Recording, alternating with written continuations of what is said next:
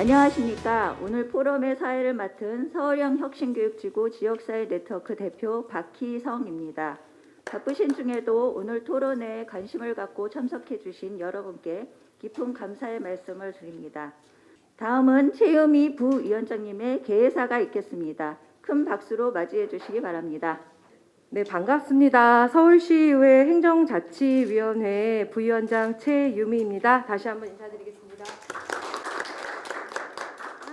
예, 저희가 아시다시피 행정감사를 앞두고 있어서 굉장히 바쁘신 걸로 알고 있어요. 그래서 바쁘신 와중에도 서면으로 축사를 보내주신 서울시의회 의장 김민호 의장님께 감사드리고요. 그리고 예결위원장이신 송재혁 의원님께도 다시 한번 감사드립니다. 특히 이따가 영상은 틀게 되는 거죠? 예. 저희 또 행정자치위 위원장이신 이현찬 위원장님께서 함께 참석하지 못해서 아쉬운 마음 그리고 감사하는 마음을 담아서 또 영상 준비하셨으니까 그것도 봐주시면 감사하겠고요. 또 이 자리에 이렇게 이른 아침부터 정말 우리 학생들을 위해서 아이들을 위해서 마을과 학교가 하나 되어서 또 우리 아이들을 잘 돌보기 위해서 또 머리를 맞대고 고민하시기 위해서 이렇게 이른 아침부터 달려와 주신 토론에 참석해 주신 여러분들께 다시 한번 진심으로 감사의 말씀 드립니다. 올 한 해가 코로나19 때문에 많이 힘들었지만 저희 국민들이 늘 그래왔던 것처럼 또 같이 힘을 합해서 함께 더불어 잘 이겨내고 있는데요. 이것이 장기화되면서 점점 이제 피로도도 높아지고 또 여기저기서 이제 취약계층이라고 해야 되나요? 저희 마을에 어려운 취약계층들에서 이제 점점 이런 사인을 시그널을 보내고 있어요. 힘들다라는. 특히 아이들 교육 문제가 또 가장 큰 고민 중에 하나인데요. 저도 오늘 아침 둘째를 등교시키고 오면서 원래는 둘째가 학교에 가는 걸 보고 8시 반쯤에 출발하는 걸 보고 의회에 오면은 뭐 9시 반, 10시 이 정도 되는데 9시 토론회 때문에 사실 아침만 챙겨주고 나오면서 이제 전철 안에서 잘 학교 갔는지 확인하는 과정을 겪었어요. 근데 초등학교 고학년인데도 이렇게 아이를 두고 직장으로 일터로 가는 발걸음이 무거울 텐데 특히 저학년, 초등학교 저학년 그리고 또 유아들을 두신 부모님들 또 저학년뿐만 아니라 지금 어찌 보면은 비대면 수업으로 전환한 지 거의 이제 9개월, 10개월이 돼가면서 중학교, 고등학교 부모님들도 아마 많이들 힘드실 것 같아요. 이런 상황에서 민관학 마을과 학교 민관학 거버넌스 운영을 통해서 지역교육 현안 해결에 열심히 활동해 오셨던 서울형 혁신교육지구 관계자 여러분들께 다시 한번 감사드리고요. 오늘 또 그 새로운 코로나 위기 시대에 새로운 교육의 대안을 좀 찾아보고자 이렇게 아침 일찍 모였으니까 좋은 토론회가 되기를 바라고요. 사실 토론회 개회에서 앞서서 다 아시다시피 인천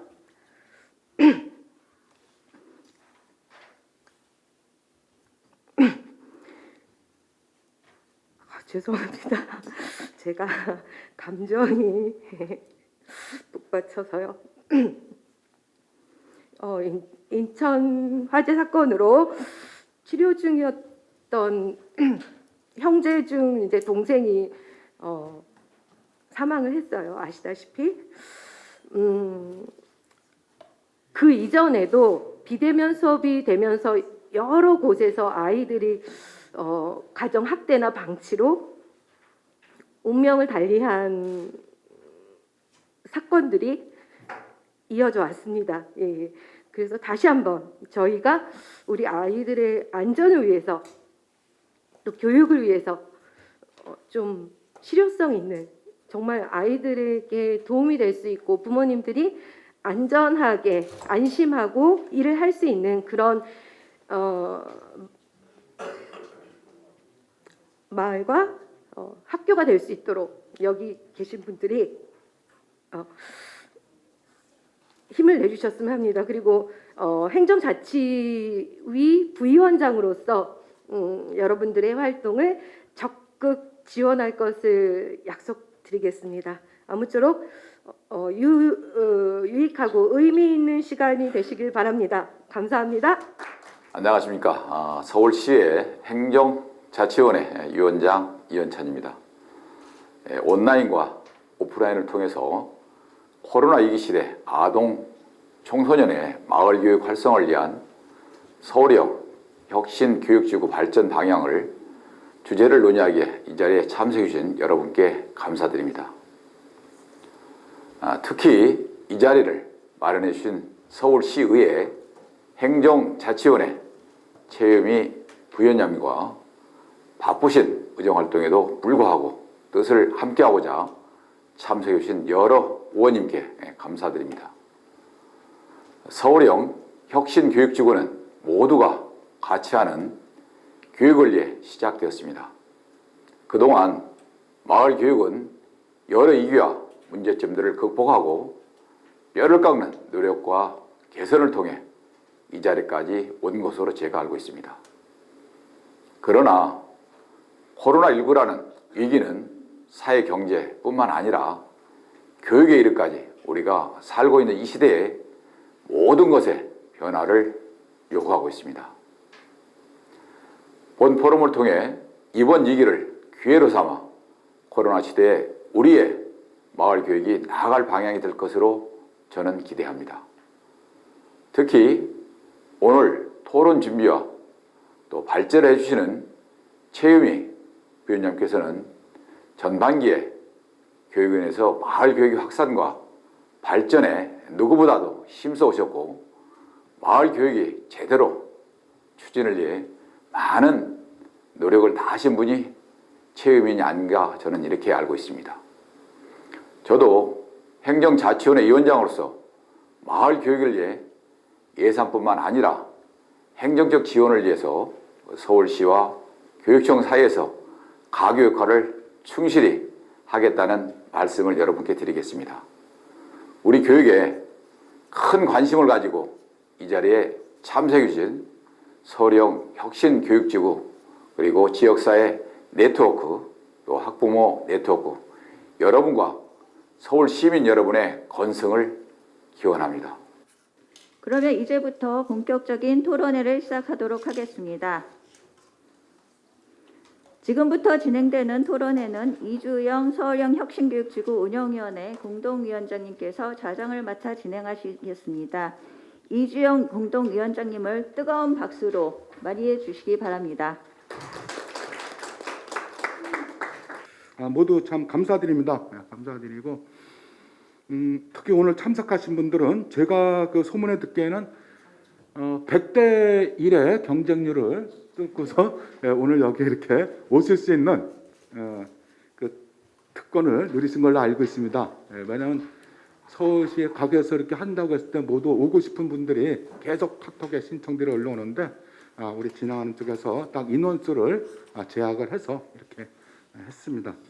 함께해 주셔서 감사드리고요. 또 오늘 인터넷으로 이렇게 봐주시고 참석하시는 많은 분들께 감사드립니다.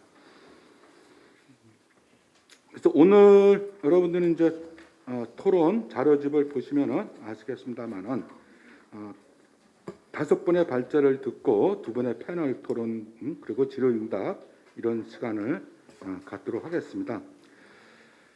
특히 제가 이제 서울형 혁신교육지구 중앙위원장으로서 정말 인사 말씀 하나 드리고 싶은 거는 우리나라는 지도 교육이 특히 제도 교육에 대한 신뢰가 굉장히 높았기 때문에 학교 우등상보다도 12년 개근상을 더 높게 치는 그러한 그 사회적 관념이 있었는데 이번 코로나19 때문에 학교가 문을 닫는 제도 교육이 문을 닫는 그런 초유의 사태가 일어났고요. 그러한 그 충격을 인해서 새로운 코로나 세대라는 그것이 분명히 출현할 거다 앞으로라는 그러한 미래학자들의 의견도 있었습니다. 그 정도로 지금 인지적, 정서적 발달이 심각한 장애를 입을 수 있는 그런 또는 지체를 가져올 수 있는 그런 상황인데 저희가 자부하건대 그런 그 충격을 완화시킬 수 있는 게 바로 서울형 혁신교육지구 사업이 아니었는가 그렇게 생각을 하고 따라서 2021년에는 그런 서울형 혁신교육지구 사업을 좀 더 촘촘하고 치밀하고 이렇게 진행을 시켜가지고 우리 아이들의 또 청소년들이 성장, 인지적 성장은 물론 정서적 그런 성장에서 충분히 우리가 그걸 메꿔줘야 되겠다. 그렇게 함으로써 우리 어린이 청소년과 서울 시민, 학부모, 교사를 비롯한 서울 시민 모두가 행복한 마을 교육 공동체를 갖고 나가는 그런 쪽으로 가야겠다. 이런 마음들이 있어서 이렇게 오늘 한 자리에 모두 모이신 거라고 생각합니다. 정말 우리 그 혁신교육지구의 짠다르크가 되주시는 최유미 의원님께 특히 노원구세요. 저희가 노원구를 가서 이렇게 봤는데 아주 참 이해를 잘해주시고 굉장히 빠르게 이런 걸 파악을 해주셔가지고 불과 지금 며칠 만에 직접 이렇게 주관해 주셨습니다. 정책 포럼을 주관해 주셨고 꼭 서울형 혁신교육지구 발전을 위해서 직접 선수 발제를 하시겠다고 막 우기시는 거예요. 그래서 부탁을 드립니다. 고맙습니다. 네. 덕담을 해주셨으니까 정말 체다르크가 될 수 있도록 열심히 해보겠습니다. 오늘 첫 번째 발제를 맡게 되었는데요. 부족함이 있더라도 재미있게 잘 들어주시기 바랍니다. 먼저 서울형 혁신지구를 돌아보다 제가 이 발제를 준비하면서 사실 여기 이 자리에 앉아 계신 분들은 서울형 혁신교육지구를 몸소 체험으로 익히셨을 것 같고요. 사실 저는 교육상임위에 있었지만 사실 서울형 혁신교육지구 지금 언어도 살짝 좀 생소한데 솔직히 고백하지만 저는 이제 머리로 지금 공부를 하고 앉아 있는 상태이기 때문에 미리 먼저 양해를 부탁드리겠습니다. 어린이와 청소년이 학교와 마을에서 삶의 주체로 성장할 수 있도록 서울시와 그리고 교육청 그리고 자치구, 교육지원청, 지역사회, 학교가 함께 협력하고 학교 마을 교육 공동체를 실현해 나가는 자치구라는 정의가 있는 것 같아요. 서울형 혁신교육지구. 제가 이제 알아보니 2015년에 본격적으로 시작되었고 그때는 이제 아마 몇 개 안 되는 자치구에서 시작했지만 현재는 25개 자치구가 모두가 참여하는 정말 활발하게 활동하는 그런 정책인 걸로 알고 있습니다. 근데 아까 그 개회사에도 말씀드렸다시피 저희가 그런 게 있는 것 같아요. 급격한 성장을 하다 보니 이제 경쟁이나 성장 위주로 아이들 교육 시스템이 그렇게 만들어졌었고 거기에 적응하고 살아남을 수 있는 아이들을 교육시키다 보니 지금 여러 가지 학교 현장에서 내지는 가정에서 문제가 되는 일들이 생기는 것 같은데요. 사회는 정말 많이 변했는데 지금은 사실 경쟁과 성장 중심의 사회가 아니라 협치와 상생을 생각해야 되는 그런 시점이잖아요. 그런데도 불구하고 외적인 하드웨어라고 해야 되나요? 학교 교육 환경 개선이다 해서 교실이나 뭐 체육관이나 급식실이나 이런 외적인 것은 굉장히 비약적으로 발전을 했는데 사실 내적인 것은 교육적인 시스템이나 그런 철학들은 아직 지금 시대의 아이들을 담아내지 못하는 그런 문제 때문에 사실 이런 교육적인 위기가 오지 않았나 싶고요. 어쨌든 발제문 내용을 계속 참고하면서 발제를 해드리도록 하겠습니다. 2018년 서울형 혁신교육지구 종합평가 결과보고서에 따르면 마을 연계 협력 활동 참여 수업 시수도 굉장히 눈에 띄게 늘어나고 있고요. 서울형 혁신교육지구에 대한 지역사회 구성원들의 정책 공감도도 상당히 높은 수치를 보이는 것으로 자료가 말을 해주고 있습니다. 교육은 학교랑 교육청의 몫이라는 생각이 여전한 것 같아요. 그렇지만 서울형 혁신교육지구에서 추구하는 것이 마을과 학교의 연계를 중요시하고 주민 참여를 중요시하고 있는데요. 사실 온 마을이 학교다라는 말들이 한동안 회자가 되었었는데 교육이 학교와 교육청의 몫이라고만 생각하기에는 이제 좀 지난 것 같고요. 특히 비대면 수업이 시작되면서 학교 수업이 중단되다 보니까 오히려 학교에 전적으로 교육을 의지했던 지금 저희가 위기를 맞고 있지 않았나 싶습니다. 보통 우리 아이들이 제가 생각하기에는 우리 아이들이 요즘 여러 가지 문제되는 행동들을 많이 일으키고 있어요. 근데 곰곰이 돌이켜 보면 예전에는 마을에서 주로 어르신들과 그리고 동네 형 동생들과 사회적 관계를 가지면서 때로는 억울한 일도 당하기도 하고 혼나기도 하고 또 그러면서 아이들이 어떻게 올바른 어른으로 성장하는 그런 과정이 있었는데 지금은 어찌 보면 학교에만 교육을 맡기고 또 아이들이 학교 이후에서도 마을에서 사회생활을 사회관계를 맺으면서 성장한다기보다 학교 이후에 다시 또 사교육 시장으로 몰리면서 또다시 교육의 강도만 높아지는 그런 생태계 때문에 교육 생태계 때문에 우리 아이들이 마음이 많이 병들고 있지 않나 싶습니다. 그렇기 때문에 서울형 혁신교육지구가 추구하는 그 마을과 학교의 연계가 굉장히 중요한데요. 우리 아이들이 가고 싶은 학교, 살고 싶은 마을에서 교육기본법에서 말한 대로 전인적 성장을 할 수 있기를 바랍니다. 이 지점에서 서울형 혁신교육지구는 우리가 보지 못했던 마을의 역할, 서울시와 자치구의 역할, 그리고 지역 주민의 역할에 주목을 하고 있습니다. 그리고 우리 아이들이 학교에만 배움과 성장을 맡기는 것이 아니라 마을에서도 아이들이 함께 생활하면서 온전히 성장할 수 있도록 다양한 지원을 아끼지 않고 있습니다. 네네.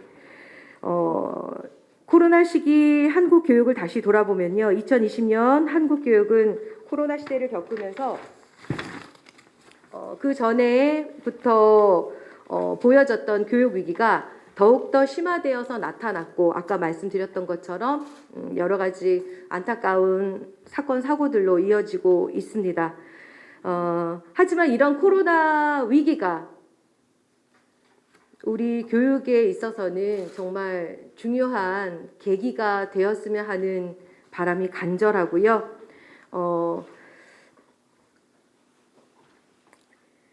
네, 코로나 감염병의 빠른 전파력으로 인해서 아시다시피 공교육을 담당하는 학교가 문을 닫았었습니다. 한동안 문을 닫았다가 비대면 수업으로 전환했다가 다시 대면 수업과 비대면 수업을 병행하고 있습니다. 그러면서 아이러니하게요. 비대면 수업을 환호하는 분들이 계시고 비대면 수업을 어려워하고 힘들어하는 분들이 계십니다. 이 비대면 수업으로 인해서 코로나 위기로 인해서 오히려 사교육 시장이 더 활발해지고 학교는 문을 닫았는데 학원은 문을 열었고 또 일부 국공립 학교는 이제 지침에 따라서 문을 닫았는데 제가 듣기로는 사립학교는 등교했다라는 이야기를 들었어요. 그랬을 때 또 일부 사립학교를 보내시는 분과 그렇지 못한 분들과 또 불균형, 불평등 이런 것들이 더 심화되지 않았나 싶습니다. 이게 큰 더위가 오든 큰 추위가 오든 모든 사람들에게 오지만 그 위기를 체감하는 지수는 상당히 다르잖아요. 네, 코로나 위기 시에 이 비대면 교육으로 인해서 그 교육 그 복지의 사각지대가 속속히 드러나고 있고요. 아까 언급했던 인천 형제의 그 화재 사건 같은 경우도 부모로서 다들 그런 안타까움이 있는 것 같아요. 그 시간에 아이들이 학교에 있었으면 등교를 했으면 점심을 학교 급식으로 따뜻하게 먹었을 거고 안전했을 텐데 우리 아이들이 끼니 걱정을 하다가 그렇게 위험한 일을 겪어서 또 한 학생은 동생은 또 운명을 달리해서 정말 다들 안타까운 마음이 그지 없을 것 같습니다. 이처럼 교육의 불평등이 계속 심화되고 있고요. 교육의 공공성이 취약한 지점이 분명 존재한다는 것을 저희가 알고 있습니다.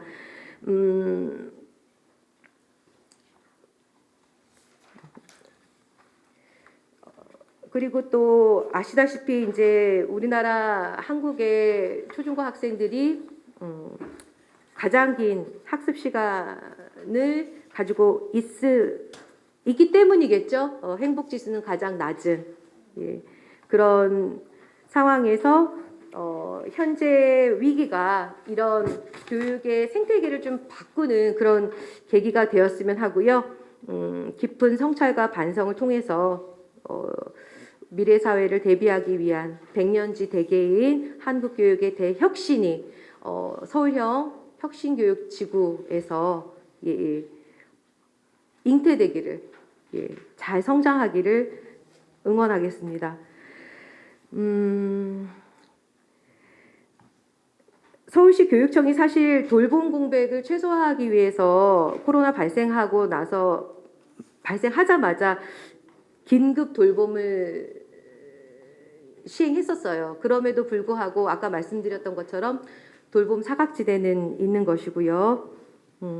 서울형 혁신교육지구의 역할이 그래서 더욱더 이런 위기 상황에서 더욱더 중요하다고 생각하는데요. 학교와 마을이 함께 우리 아이들이 잘 자랄 수 있도록 돕고 지원하고 있는 서울형 혁신교육지구의 역할이 지금 가장 좋은 대안이 아닐까 싶습니다.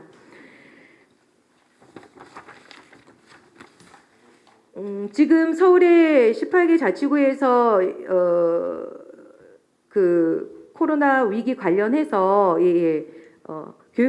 교육 격차 해소를 위한 지원 사업을 활발하게 하고 있다고 합니다.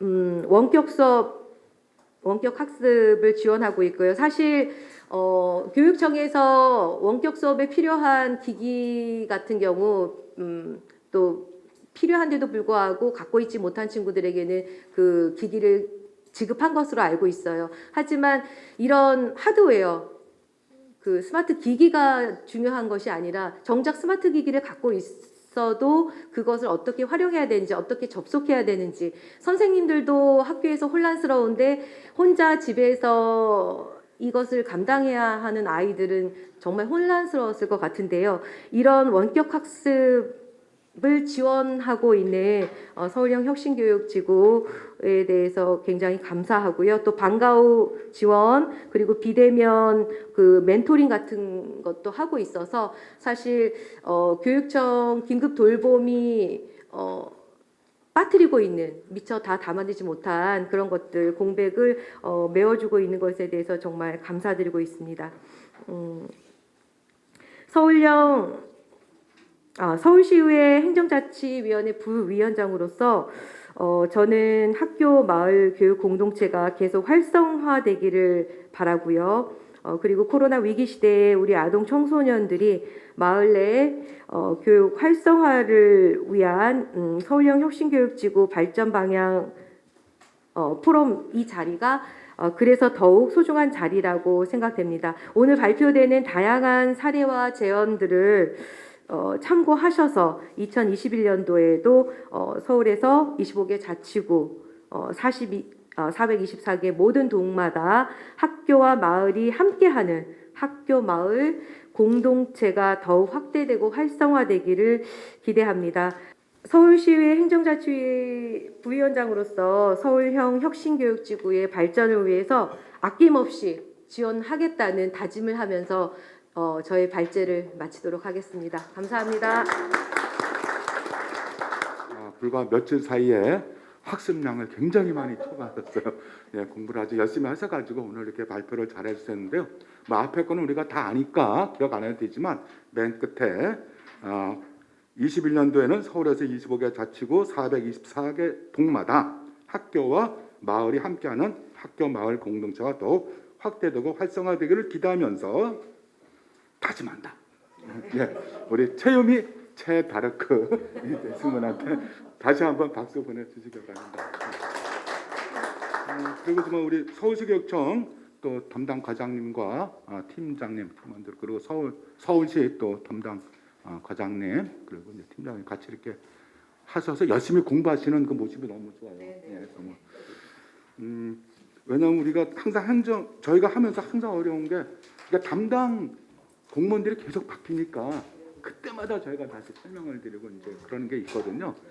그런데 이번에도 제가 느끼지만 제가 이제 중앙위원장이 되니까 그게 보였는데 중앙이 되고 보니까 의원님들이나 또는 뭐 다른 분들이 잘 모를 때가 많아요. 그래서 이게 서울의 혁신교육지구가 너무 왼손이 하는 일을 오른손이 모르게 하라라는 거기에 충실했던 게 아닌가. 그래서 우리 서울형 혁신교육지구가 하는 이 좋은 일을 좀 뭐 왼손, 오른손, 손발, 온몸이 다 알 수 있도록 서울 시민이 다 알 수 있도록 우리가 적극 더 노력을 해야 되지 않나 그런 생각이 듭니다.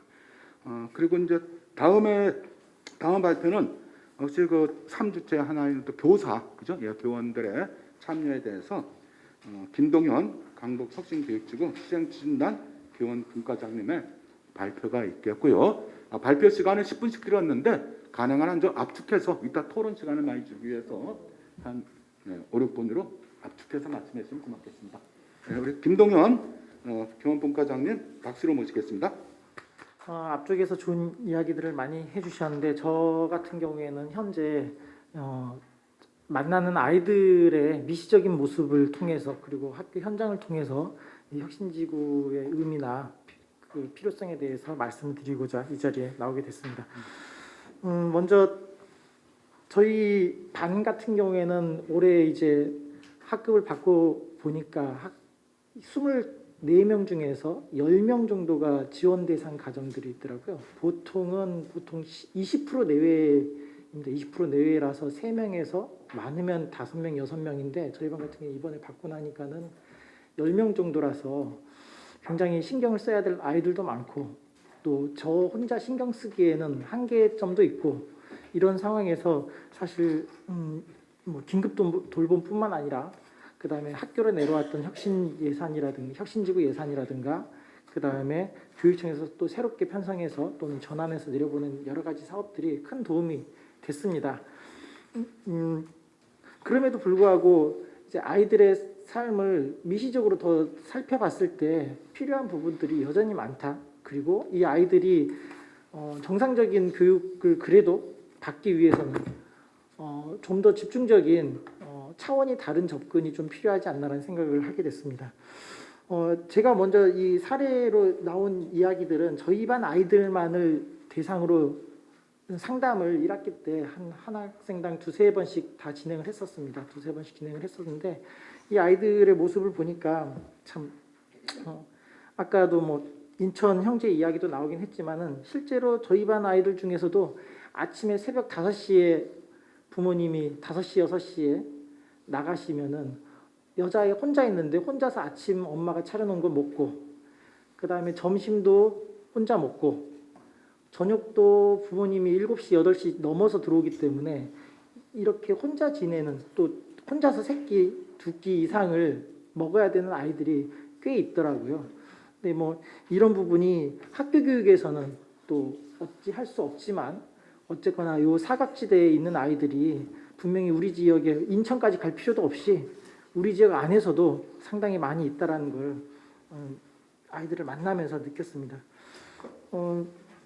또 한 아이 같은 경우에는 이제 2학스터 온라인 수업이 시작되고 나서 한 달이 넘는데 수업을 전혀 들어오지를 않고 진행이 안 돼서 나중에 이제 어머님하고 상담도 하고 했더니만은 어머님이 이제 3월 달에 노원 쪽에 새로운 가게를 차리셔가지고 가시면서 아이를 맡길 곳이 없으니까 그냥 두 아이를 5학년하고 4학년 여자아이들을 데리고 출근을 하신 거예요. 식당으로.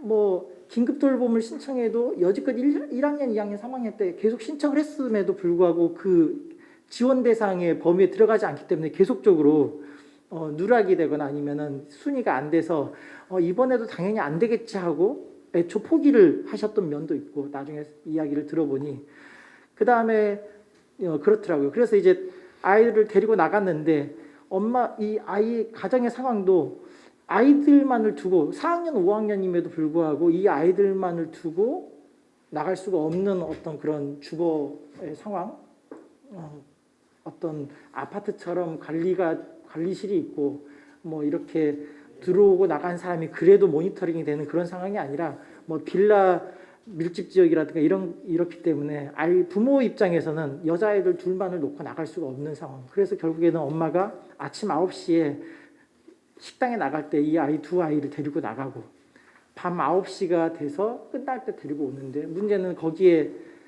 이제 와이파이도 안 되니까 아이들이 그냥 그 시간 동안 거기에서 식당 옆에서 엄마 밥을 먹으면서 이렇게 지냈었던 시간들이 한 달이 되더라고요. 결국에는 이제 어머님하고 상담을 하고 나서 그런 경우들을 어떻게 해야 될까 고민을 하다가 이제 지역에 있는 지역아동센터는 이미 지원 대상 학생들만을 받아야 되고 또 많은 수의 학생들을 받을 수 없으니까 그 중간 계층에 있는 친구들을 받을 수가 없고 학교도 초기에 이미 긴급 돌봄으로 반편성이 돼서 들어가기가 힘들고 결국 그래서 그 지역사회 전문가 지정과 선생님께서 알아보신 게 저희 아이들이 있는 지역은 강북구인데 어머님의 일터가 노원구라서 노원구에 있는 키움센터를 알아봐 주셨어요.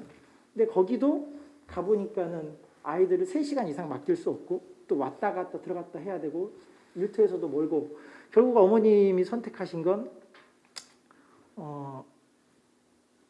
오전에는 그 이후에 다시 이제 추가로 예산이 내려와서 반편성이 되면서 이 아이들을 학교에서 오전에는 받을 수 있게 됐고 그 다음에 오후에는 결국에는 이제 학교에서 점심까지 먹는데 오후에는 학원이나 이런 곳으로 결국에는 돌릴 수밖에 없는 상황으로 가시더라고요. 그래서 이런 것들이 이 발견이 돼서 이렇게 추후에 내려오는 예산들로 인해서 이 아이들을 갖다가 커버할 수 있게 됐지만은 이런 아이들이 여전히 더 많다는 거죠. 뭐 이런 경우들도 있고 그다음 뭐 넘겨보면은 상담을 해보니까 1학기 때 학교를 많이 못 나올 때 대부분의 아이들이 저희 반이 25명의 아이들인데 한 4, 5명의 아이들이 자는 시간이 새벽 3시에서 5시예요. 5학년인데. 그러면은 엄마랑 같이 살고 있는 여자아이 같은 경우에는 엄마가 12시에 잠들기를 기다려요. 그럼 12시부터 3시까지 배틀그라운드에 들어가서 모르는 아저씨들하고 대화가 그렇게 재밌대요. 배틀그라운드는 이 아이 연령대 아이들이 들어갈 수 없거든요, 게임이. 이제 그럼에도 불구하고 이제 아이는 들어가는 거죠. 어머니 핸드폰으로 보통 개통이 되니까. 그렇게 들어가서 아이들이 게임하고 거기에서 게임보다는 거기에 들어가서 이야기하고 채팅하는 게 그렇게 재밌다며. 누구랑 채팅하니? 자기 연령대 나이대도 있지만은 더 나이 많은 어른들하고 얘기를 한다니까 제가 사실 굉장히 걱정이 됐었어요. 근데 이런 아이가 뭐 한 명이 아니라 새벽 4시, 5시 해 뜰 때 잔다는 아이들이 4, 5명이었거든요. 그럼 거의 저희 반에서 20%의 아이들이고 이 아이들이 대체적으로 보면은 부모님 혼자서 키우기 때문에 낮에 가서 일하시고 오시면은 밤에 밥이라도 차려주고 2학스터 한번 뭐 학습했는지 한번 물어보고 이제 피곤해서 주무시면 그때부터 이제 아이들은 이제 게임의 세계나 아니면 채팅의 세계로 갔다가 새벽 5시나 되면은 잠이 들어서 부모님은 밥 차려놓고 나가면 이 아이는 뭐 선생님 전화해도 안 받죠. 안 일어나죠. 그러면 2시나 3시쯤에 일어나서 이제 조금 밥 먹고 뭐 하고 나면 이제 이런 생활의 패턴들을 계속적으로 유지를 한 친구들이 많이 있었고, 결국에는 이제 교육청에서 강력하게 이제 밀어서 교사 입장에서는 교육청에서의 이제 줌을 강력하게 하라는 이야기들 나오면서 한편으로는 긍정적인 측면들이 있었어요. 교사들이 불만도 있었지만 이 아이들이 어쨌거나 줌 수업에 들어와야 되니까 자는 시간이 그래도 12시나 1시대로 당겨지고 아침에 선생님 얼굴을 보기 위해서 일어나는, 그럼에도 불구하고 2-3명의 아이들은 여전히 교사가 전화를 해도 챙겨줄 수가 없습니다. 이런 이걸 혁신지구의 예산으로 처리를 우리가 뭐 아까 개별적으로 지원을 한다고는 하지만 그것들도 한계가 있는 거고, 담임 선생님들도 전화를 하고 하지만은 안 들어오는 거에 대해서는 다 뭐 어찌할 수가 없는 거예요.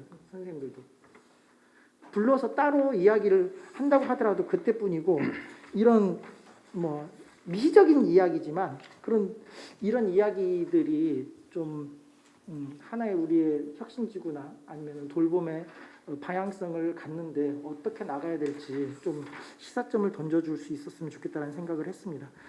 그리고 또 뒤쪽으로 넘어오면 보통 이제 그 학력격차 문제가 계속 거론이 되죠. 학력격차 문제가 이야기가 되면서 저희 반도 저희 학교 선생님들의 많은 선생님들이 오전에 수업을 하고 오후에는 밥 먹고 이제 애들을 보내야 되는데 집에 가서 이학스터를 안 하거나 아니면 온라인 수업을 안 하는 아이들을 남겨가지고 2-3시간씩 더 많은 선생님들이 가르치세요.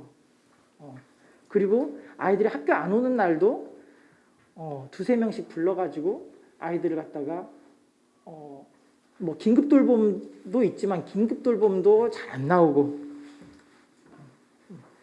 뭐 이렇게 긴급 돌봄도 안 나오고 그 다음에 뭐 학습 참여도 안 하고 이런 거기 때문에 결국 담임 선생님이 따로 불러서 선생님 옆에다 앉혀두고 선생님들께서 많은 선생님들께서 아이들을 지도하고 계십니다. 뭐 이렇게 하는데 이런 부분들에 대해서도 조금 신경을 써야 되겠다. 그런 부분들이 있고 또 마지막으로 이제 이 부분들이 이 아이들이 혁신지구 사업에서 또는 기존에 했던 사업에서 정상적인 교육들을 더 받기 위해서는 지금 현재도 뭐 한반 아이들 프로그램 마을 강사 선생님들이 와가지고 25명 데리고 수업을 할 수 없잖아요. 그러려면은 이 반들을 갖다 더 나눠서 뭐 14명, 15명 이렇게 나눠서 한다든가 이런 방식으로 방안들을 마련을 해내야 되는데 학교에서는 강사비가 이미 책정이 되어 있고 또 거기에 대한 확대도 쉽지가 않기 때문에 어려운 점들이, 그리고 선생님들이 혁신지구 기존의 사업들을 갖다가 선택하기가 꺼려하는 면들이 있는 것 같습니다. 그래서 내년도에 이런 사업들을 할 때 강사비라든가 인건비가 뭐 이전과는 다른 측면에서 조금 접근을 할 필요가 있다는 생각이 듭니다. 좀 마무리를 해야 되겠는데요. 이것저것 얘기를 해놔서 사실 아이들하고 얘기했을 때 가장 중요한 건 뭐 비대면, 온라인 이런 이야기들을 하지만 가장 아이들이 애타게 그리워하는 건 서로 만나서 대화하고 소통하는 겁니다. 그래서 이 아이들이 온라인이나 비대면으로 이 아이들을 돌보는 것도 중요하지만 이 아이들이 우울증에 쌓이지 않도록, 그리고 계속 혼자서 긴 시간을 보내야 되는 아이들이 마을로 나와서 또는 학교로 나와서 어떻게 해서든지 소통하고 만남의 시간을 가질 수 있는 기회들을 마련을 해주는 게 내년에도 매우 중요하겠다라는 생각을 해봤습니다. 네, 이상입니다.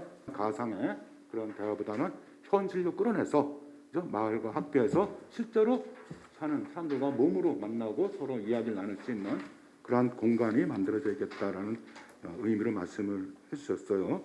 상당히 좋은 시사 방향이라고 생각을 합니다.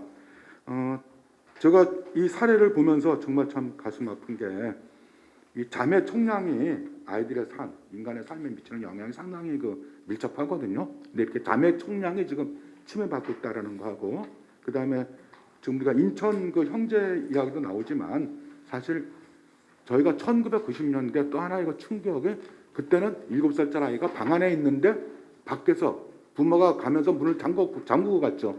그래서 밖에서 불이 나가지고 타 죽은 그런 사건이 있었는데, 이런 사건들이 지금 계속 지금까지 이어지고 있다라는 거, 이거는 정말 우리 어른들의 책임이 아닌가 생각을 하고요. 아까 제가 제 얘기 조금 말씀드리면은 우리가 어린이 선언 중에서 중요한 게 있어요. 우리나라에서. 그러니까 1923년에 방정한 어린이 해방 선언, 1957년에 마해종 선생 중심을 했던 대한민국 어린이 선언, 그건 정부에서 발표한 거고요. 근데 1988년에 이 대한민국 어린이 선언을 개정하는 걸 보사부에서 했었어요. 그때 개정사항이 뭐냐면 제7조 굶주린 아이는 먹여야 한다라는 거를 바꾸겠다 그래서 제가 자칭 교사대학교 나가가지고 강력히 항의했고, 그 항의하는 과정 속에서 점심은 굶는 아이들을 이렇게 조사해서 발표했고, 그걸 통해서 그때 10,000명에 대해서 점심을 무료 급식이 시작된 거죠. 그게 2010년 넘어서야 겨우 이제 이게 전국적으로 이루어졌거든요. 굶주린 아이를 먹이는 게. 근데 이렇게 굶주린 아이들이나 정말 부모들의 그런 놓쳐서 타 죽는 아이들, 또 거기에 이렇게 우리가 아이들이 온라인에서 자매 청량을 해치면서 인터넷 세계로 들어가는 이런 것들을 우리가 현실 속으로 끌어내서 보호할 수 있는 가장 중요한 방법은 마을에 촘촘한 그런 공간을 만드는 것밖에 없다라는 것이고, 그게 우리 혁신지구가 해야 될 중요한 일이라는 것을 우리 김동현 선생님이 잘 말씀해 주셨어요. 예, 다시 한번 격려 박수. 다음에는 그 이영미 서울형 혁신교육지구 학부모 네트워크 대표님께서 조사하신 게 있대요. 그 토대로 발표해 주시겠습니다. 코로나 바이러스 이 상황이 벌어진 건 누구의 책임도 아닌 것 같아요. 저희가 그동안에 생각하지 못했던 일이 발생이 되어서 그러면 이제 이 문제를 어떻게 해결할 건가에 대해서 조금 제안드리고 싶습니다. 코로나 상황이 생기니까 지역에 있는 저희들이 학부모와 아이들이 같이 갔었던 시설이라든지 학교가 문을 닫아버리게 된 거죠. 그러면 학부모와 아이들은 갈 곳이 없어요. 집안에 있어야 되는데 그동안에 사실 다 바쁘게 살다 보니까 집안에서의 아이들과의 관계도 사실은 어려웠던 거예요. 지금 사실 직장맘들이 많이 있잖아요. 직장맘들이 그 직장을 지키기 위해서 아이들을 지키기 위해서 참 힘겹게 그동안에 살았었던 것 같아요. 그렇지만 코로나 상황에서 아이들을 그냥 둘 수 없어서 안전과 교육을 책임지기 위해서 어렵게 다니고 있었던 직장들을 그만두거나 휴직해야 되는 그런 상황들이 벌어지기 시작하였죠. 직장을 그만둘 적에 그 학부모들은 얼마나 고민을 많이 했었겠나 생각 좀 해주셨으면 합니다. 그만둬야 되나, 아이를 지켜야 되나. 그렇지만 사람이지라 자식을 지켜야 되겠다 생각하셨던 분들은 아마 휴직을 하고 경력 단절이 되는 그런 직장을 그만두는 상황들이 되었을 것 같습니다. 저희들은 그럼 이 상황에서 마을 안에서는 어떤 일을 해야 될지 그 고민을 하게 됩니다. 저는 학부모로서 굉장히 오랜 기간 있었고요. 단위학교에서 학부모 활동들을 오래 했었죠. 제가 2017년도에 혁신교육지구 안에 들어오면서 사실은 이제 마을교사로 들어오기 시작했어요. 혁신교육지구가 뭔지도 몰랐고 그냥 단위학교의 학부모 활동을 오래 했었기 때문에 이 안에서의 학부모 활동도 굉장히 쉬울 거라 생각했었습니다. 그렇지만 혁신교육지구는 좀 달랐어요. 아이들이 행복하니 목적이었고 그거에 맞는 활동들을 하기 시작한 거죠. 그래서 단위학교의 학부모 활동들을 하고는 좀 다르구나 하고 저도 공부를 하기 시작했습니다. 공부를 왜 해야 되냐. 혁신교육지구의 철학이라든지 이런 것들을 알아야지 이 안에서의 활동들을 정확하게 할 수 있을 것 같았습니다. 50이 넘어서 공부하기는 쉽지 않았죠. 그렇지만 제가 이 안에서 혁신교육지가 뭔지 알고 그 뜻을 전달할 수 있는 활동들을 하기 위해서는 공부를 할 수밖에 없는 그런 현실이었습니다. 그리고 사실 이제 학부모와 마을교사 지역이라든지 같이 연결할 수 있는 것이 혁신교육지구 거버넌스라고 생각을 하는데 저는 그 거버넌스의 매력에 혁신교육지구 안에 몇 년 동안 정말 직업처럼 일을 하고 있거든요. 근데 그 거버넌스가 이루어지지 않는 상황이 이 코로나 상황 때문에 벌어진 거예요. 학교에서는 안전을 이유로 급식이라든지 이런 상황들 그리고 학부모회라든지 이런 것들을 다 하지 않았습니다. 학부모 입장에서는 지금 어려움들을 전달할 수 있는 방법이 없었어요. 그래서 학부모들끼리 그냥 암암리에 그랬다더라 이런 이야기들이 계속 전해서 들을 수밖에 없는 상황이었었죠. 이거를 해결하기 위해서 학교에 계속 요청했었지만 학교의 입장을 이해 못하는 건 아니죠. 안전이 가장 중요하고 어느 학교에서 뭐 바이러스가 발생이 됐다 하면 그 학교 이상한 학교로 맨 처음에는 저희들은 인식을 했잖아요. 그 책임이 아니거든요. 누가 걸릴지 모르는 그런 상황에서 그 학교에서 발생이 된 거를 저희가 이해를 했어야 되는데 사실 이해하지 못하는 그런 상황들이었어요. 맨 처음에 누구나 다 당황할 수밖에 없는 상황이었었죠. 코로나 상황을 겪지 않은 저희들이었었기 때문에 지금은 조금 더 그런 인식들이 바뀌어서 안정적으로 가고 있긴 했지만 처음 시작하는 단계에는 조금 어려움들이 많이 있었을 것 같았습니다. 제가 제안드리고 싶은 건 돌봄을 누가 책임져야 될 건가, 그리고 학습 격차에 대한 것들은 어떻게 해결할 건가, 두 가지를 제안드리고 싶습니다. 돌봄은 마을 안에서 코로나 상황에서 멀리 갈 수도 없잖아요. 마을 안에서 해결할 수 있다라고 저는 생각을 하거든요. 혁신교육지구 안에서 활동하시는 교사들은, 마을 교사들은 아이들이 행복하는 목적으로 두고 활동을 하고 있습니다. 아이들에게 어떤 언어로 해야지 인격적인 대우를 해줄 수 있을까까지 고민해가면서 교환을 제작하거나 만들거나 그런 활동들을 하고 있거든요. 저도 마을 안에서 강사를 할 적에 이 아이들 호칭을 어떻게 불러야 할까, 친구라고 해야 될까, 존중할 수 있는 언어들을 찾아가면서 마을 교환을 만들기도 하고 활동을 했었습니다. 그만큼 그냥 마을 안의 교사들이 신뢰할 수 있어? 이렇게 생각하지 마시고 학습하고 연구하고 아이들이 행복함을 생각하고 있다라고 신뢰해 주셨으면 하는 그런 생각을 갖습니다. 학교도 갈 수 없고 갈 수 없는 아이들을 집안에만 두고 있는 건 아닌 것 같다라는 생각이 많이 했어요. 멀리 가지 못하니 마을 안에서 모여서 아이들이 조잘거리면서 놀 수 있는 그런 공간들을 오픈하여 주셨으면 합니다. 저는 참 좋은 곳에 살고 있다고 생각해요. 영등포에 살고 있는데 집 앞에 하자센터라는 곳이 있어요.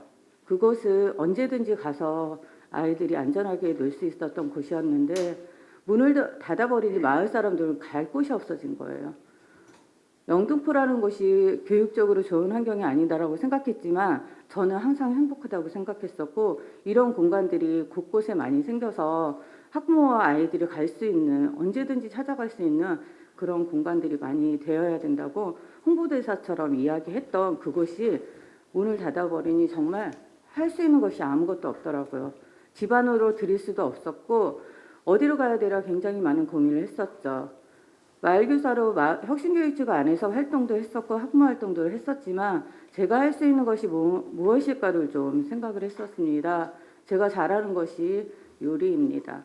그래서 먹거리에 대한 고민을 해결해야 되겠다. 안전도 중요하지만 일단 아이들이 먹거리를 해결할 수 있는 것을 하기 위해서 제가 올해 상반기에 보건복지부에서 제안하는 사업들이 있었습니다. 긴급돌봄과 요리돌봄이었는데요. 제가 요리돌봄이라는 것을 하겠다라고 말씀을 드려서 지금 사실 진행하고 있습니다. 맨 처음에는 사회적 협동조합을 하려다가 사회에 공헌할 수 있는 그런 일들을 하고 싶어서 사회적 협동조합으로 지금 준비 중이고 있고요. 이제 막바지에 다다라고 있죠. 올해 안에는 완성하려고 생각을 합니다. 제가 이 사업을 받아서 활동하면서 나라에서 의지가 없다라고 생각하지 않았습니다. 경험하지 않은 사람들은 나라에서 무엇을 하고 있을까? 교육청에서는 무엇을 할 수 있을까? 아무것도 하지 않다라고 생각하지만 저는 이런 노력들을 경험하고 있기 때문에 아무것도 하지 않다라고 이야기하지 않습니다. 다 같이 해결해야 된다고 생각하고 있고요. 그들이 모여서 함께 공론하고 의견을 나눌 수 있는 그런 공간들이 마련되지 않았었기 때문에 아무것도 하지 않다라고 생각할 수밖에 없는 그런 현실이었던 것 같습니다. 제가 목표하는 것은 저녁밥상을 차리는 겁니다. 아이들이 언제든지 와서 엄마가 없더라도 와서 밥을 먹고 엄마가 늦게 올 적에 그 아이들을 제가 있는 공간에서 안전하게 보호하는 그런 일들을 하려고 하고요. 사실 너무 일에 지쳐서 저녁에 오면 사실 엄마들 손 하나 까딱하기 싫거든요. 그랬을 적에 같이 밥도 먹고 그 다음날 아침에 먹을 반찬까지 구매해서 갈 수 있는, 그리고 저는 마을 안에서 경력 단절되어 있는 학부모들의 일자리도 창출해주는 그런 사업을 지금 준비 중입니다. 좋은 모델 만들어서 이런 어려운 상황에 있었을 적에 지역마다 이런 것들이 생길 수 있도록 잘 해보도록 노력하겠습니다. 둘째는 두 번째는 이제 학력 격차에 대한 문제죠. 저도 굉장히 많은 갈등을 했습니다. 지금 학년기에 다니고 있는 아이가 4명이나 있거든요. 방방마다 온라인을 켜야 되는데 그게 현실적으로 어렵잖아요. 방이 3개밖에 없는데 아이는 4명이고 정말 어려움이 많았습니다. 그래서 근데 또 이제 그런 것들이 와요. 아이들이 이 온라인 학습을 못할 적에 도와주겠다. 어떻게 제 정보를 알았는지 계속 연락이 옵니다. 그럴 때마다 저는 굉장히 갈등을 많이 했었죠. 해야 될까 말아야 될까 그런 갈등을 했었지만 그래도 내가 혁신교육지구 안에서 활동하는데 사교육을 그렇게 어렵다고 해서 하는 건 아니라고 해서 갈등을 계속 이겨내고 지금까지 잘 왔습니다. 학력 격차도 마을 안에서 해결할 수 있지 않을까 그렇게 생각합니다. 혁신교육지구 안에서 지금 많은 자치구들에서 이 문제를 해결하기 위해서 또 논의하고 토론하고 해결 방안을 찾아가고 있습니다. 혁신교육지구 안에 계신 분들의 철학을 신뢰하는 의미로 같이 협력하여서 마을 안에 아이들을 놓아두는 것은 어떨까 생각하고, 혁신교육지구가 중단되면 안 된다고 생각하기 때문에 이 자리에서 학부모 의견으로 혁신교육지구의 발전을 응원하는 그런 말로 마무리하도록 하겠습니다. 감사합니다. 60년대만 하더라도 마을에서 아버지 어머니한테 가시면은 저희가 친구들 집에 가 밥 먹었지. 이웃집 가서 아버지 어머니 계셔도 애들하고 놀다가 그냥 이웃집 가서 같이 밥 먹고 이렇게 하는 그런 거였는데 요즘은 이웃집에 밥 먹는커녕 인사하기도 어렵잖아요. 그죠?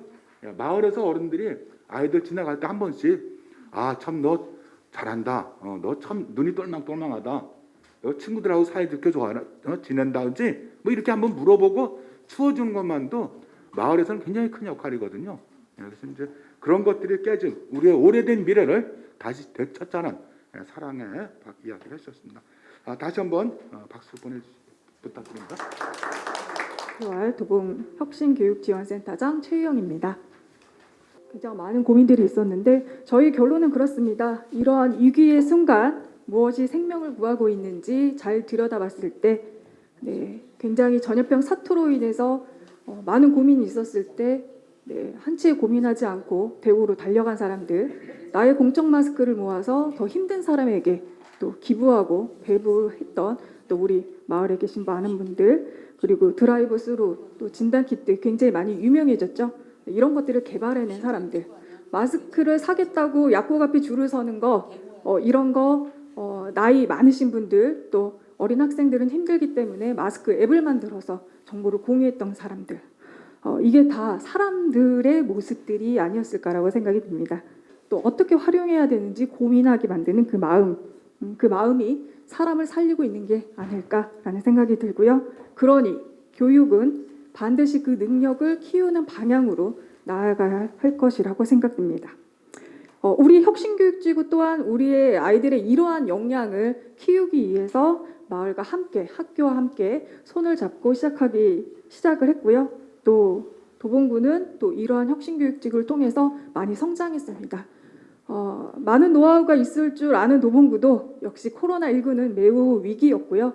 많은 사업들로 구성되어 있었기 때문에 많이 멈췄습니다.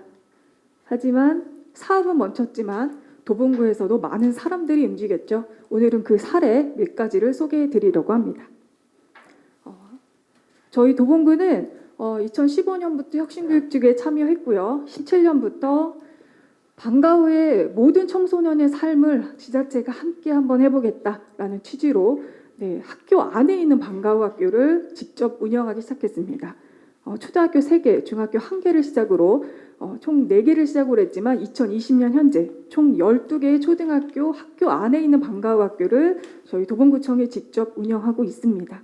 또 많은 사례들이 있는데 총 저희가 160명의 12개 학교 160명의 방과 후 강사를 관리하고 있습니다. 자, 3월 아이들을 만날 부푼 기대를 안고 지금 준비를 하고 있는데 아직도 준비만 하고 계세요. 학교 안에 있는 방과 후 학교가 열리지 않고 있습니다. 1년 내내 열리지 않고 있고요. 아이들을 기다리기만 해서는 안 된다. 자, 방과 후 학교도 온라인으로 진행 한번 해볼까 고민 많이 했지만 아시다시피 온라인 계약 초유, 사상 초유입니다. 전쟁 때도 학교는 운영했다고 하는데 네, 코로나19로 가지 못하고 있죠. 그래서 방과 후 학교는 스킨십이 굉장히 강한 부분이 있기 때문에 온라인으로 한계가 있다. 그래서 아이들에게 우리가 누구인지 소개하고 싶다라고 방과 후 강사님이 말씀해 주셨어요. 그래서 160명의 강사님들이 참여해서 약 105명의 강사님들이 자기 수업이 무엇인지 직접 촬영하셔서 아이들을 유튜브로 먼저 만나보고 싶다. 그래서 도봉 클릭이 방과 후 학교를 치시면 네, 유튜브에 100명 이상의 강사님들, 네, 아이들을 만나볼 수 있는 강사님들이 네, 본인의 컨텐츠를 소개하고 또 어떤 학교 또 언제 같이 만나자라는 좀 포부를 밝힌 안녕하세요 여러분. 네. 저는 도봉초등학교에서 피아노를 가르쳐주는 박시연 선생님입니다. 도봉초등학교 아이들 얼굴을 볼 친구라면 수가 한 없어서 번쯤 피아노 네, 소리를 선생님이 들어봤을 얼굴이 텐데요. 네, 다 그건 공개하는 여기 걸로 포르테 해서 피아노 직접 교실의 참여해 소리입니다. 주셨습니다. 여러분은 피아노에 대해서 얼마나 알고 피아노에 계신가요? 대한 소개도 하고 있고요. 이런 영상들이 100개 이상이 준비되어 있고요. 아이들은 본인들이 어떤 방과후를 할까 되게 고민하면서 그 영상을 봤지만 아직도 만나지 못하고 있어요. 그리고 저희의 그 도봉 방과후학교 강점은 뭐냐면 우리 학교에는 바이올린 수업이 없습니다. 근데 바로 옆에 학교는 바이올린 수업을 하고 있죠. 그러면 교차 지원이 가능합니다. 내가 원한다면 다른 학교의 방과후 수업도 같이 함께 들어볼 수 있는 기회가 주어집니다. 그래서 100명의 강사님의 어떤 강사님이 어느 학교에서 내가 좋아하는 수업을 할까를 찾아볼 수 있다라는 네, 아직도 만나볼 수 있는 부분이고요. 그때까지 기다리다가 방과후가 열리지 않아서 다시 온라인으로 해볼까 고민 많이 했습니다. 하지만 저희의 선택은 온라인이 아니라 그래도 밖에서 한번 만나보자. 학교 안에 있는 것만 활용하는 게 아니라 학교 밖에서도 방과후 학교를 진행할 수 있다. 네, 그래서 찾아보기 시작했는데 아시다시피 네, 여름방학 기점으로 네, 2단계, 2.5단계로 올라가는 바람에 아무런 장소를 찾을 수가 없었습니다. 네, 공공기관이, 공공시설이 대부분인 교육기관이기 때문에 굉장히 공간을 찾는 게 힘들었는데 어떤 학부모가 추천해 주셨어요. 네, 우리 태권도장 사범님이 너무 좋은데 거기 오전에 아무도 없대요. 그래서 본인 아이들 보내라고 전화가 왔다라고 했습니다. 그래서 저희가 이런 네트워크를 활용해서 네, 각 4개 권역, 창동, 도봉, 방학, 쌍문 권역에 있는 빈 공간을, 사적 공간입니다. 공간을 활용해서 아이들 방과후 학교를 운영했습니다. 이러다가 2.5단계로 터져서 한 일주일 만에 접었죠. 네, 그래서 또 기다렸어요. 자, 기다리고 나서 추석 연휴를 지나고 단계가 내려갔습니다. 자, 다시 한번 시작해볼까 했는데 트라우마가 겪었죠. 네, 2.5단계는 정말 강력했습니다. 저희에게. 나가지도 못하고 나가서 먹지도 못하고 네, 유일하게 허용된 공간이 어디였을까요?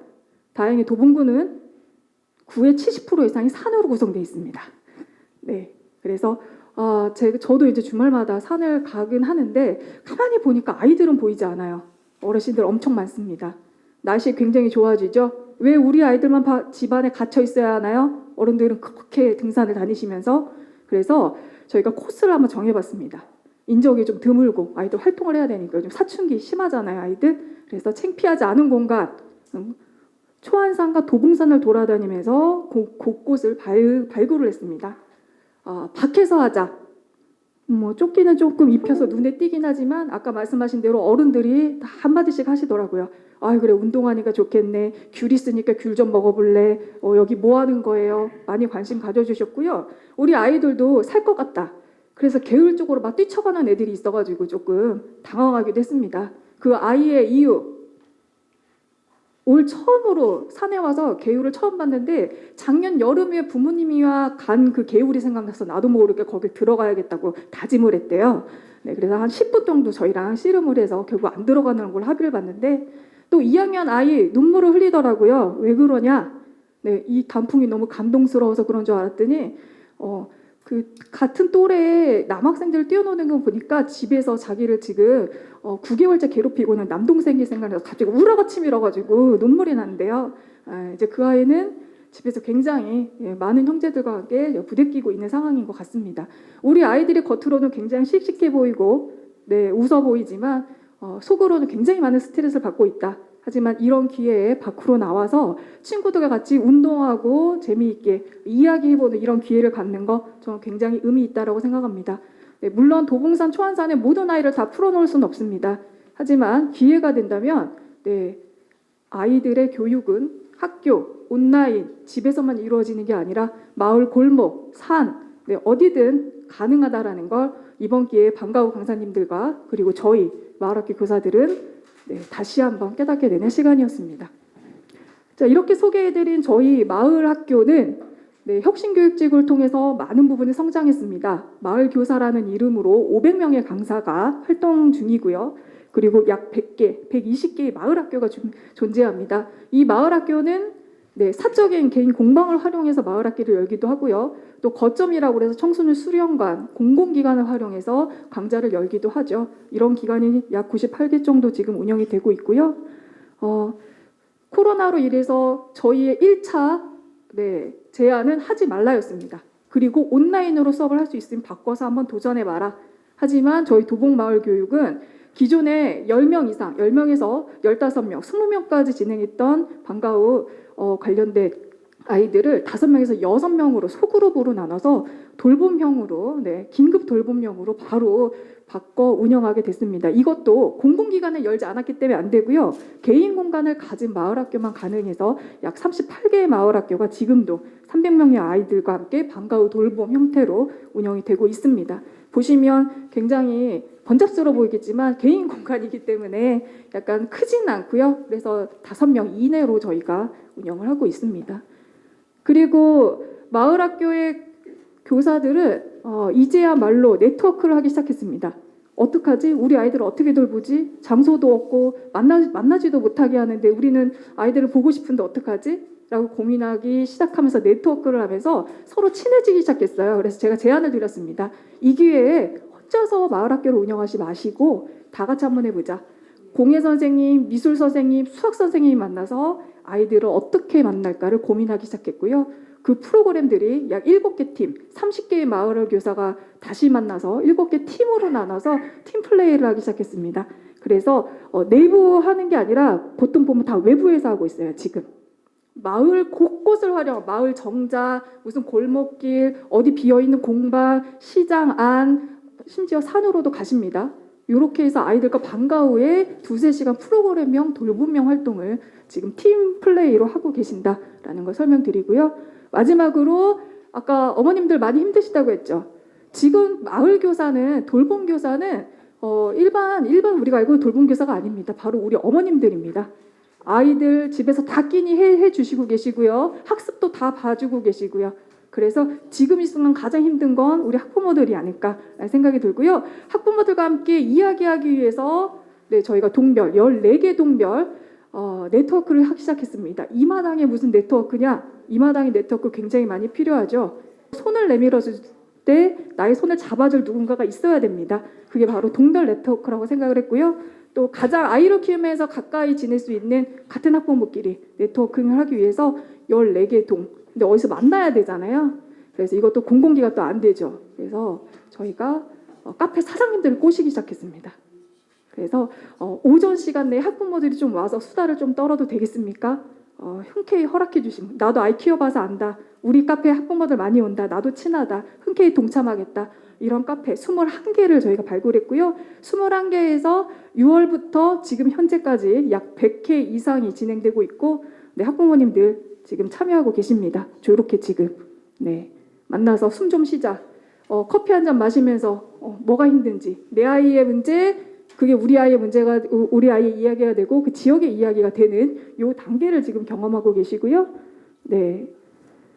굉장히 심각한 이야기도 많이 나오지만 가장 많이 나오는 이야기 못 살겠다. 이젠 못 살겠다. 왜 삼시세끼 해먹는 거 힘들어. 너무 힘드시대요. 이러다가 내가 요리왕이 될 것 같대요. 그리고 두 번째 이렇게 먹어대니 움직이지 않죠. 살이 찌고 있다. 나도 찌고 있지만 우리 가족 모두 찌고 있다. 문제일 것 같다. 다양한 사항들이 있습니다. 온라인 기기에 쉽게 아이들이 노출되어 있기 때문에 이 아이가 학습을 하는지 뭘 보는지 모르겠다. 네, 많은 걱정들이 계시고요. 이런 걱정들을 혼자 하는 게 아니라 같이 함께 나누면서 이야기하고 있다는 거 말씀드리고요. 아이가 친구도 못 만나고 사귀지 못해 우울하고요. 체력이 약해지고요. 제발 문 좀 열어주세요. 밖으로 나갈. 끼니 너무 힘들고요. 엄마들 힘듭니다. 온라인 학습. 보통 이런 관련된 또 내용들을 많이 이야기해주고 계십니다. 소수로라도 대면을 하는 또 그런 스킨십 사업을 굉장히 지키려고 노력을 하고 있고요. 방과후 강사님, 마을 교사님, 학부모님들 이 세 주체가 똘똘 뭉쳐서 어떻게든 이 부분을 극복해보자라고 노력을 하고 있습니다. 마지막으로 소개해드릴 이 공간은 어떠한 카페가 될 수도 있고요. 마을 학교가 될 수 있고 태권도 2층 비어있는 이 공간, 오전 시간에 비어있는 공간 그리고 공방들을 지금 계속 섭외 중이고 섭외된 곳입니다. 언제든지 온라인 학습 집중이 안 돼서 힘들다. 집에서 내가 공부할 수 없는 환경이다. 언제든지 이 공간에 아이들이 와서 온라인 학습을 지원받을 수 있게 하고요. 배고프면 밥도 먹을 수 있고 방과 후에 학원이 아니라 친구랑 같이 시간을 보내고 싶다. 네, 다 가능한 부분이 있을 수 있습니다. 이것은 공공기관, 그 공간 중심이 아니라 솔직히 사람 중심이라고 저희는 생각합니다. 사람이 중심이 돼서 움직이는 도봉구의 혁신교육지구 방과후 활동에 대해서 잠깐 소개를 드렸고요. 저희는 이거를 전문용어로 교육, 마을교육 공동체라고 부릅니다. 이 교육 공동체는 다시 한번 강조하지만 사람이다. 그리고 이 사람이 활동하기 위해서 마을은 같이 함께 협력해야 된다라는 부분입니다. 마지막으로 아이가 시험 문제를 틀렸습니다. 보이시나요? 이 시험 문제 정답은 뭐죠? 저희 정답 좋아하잖아요.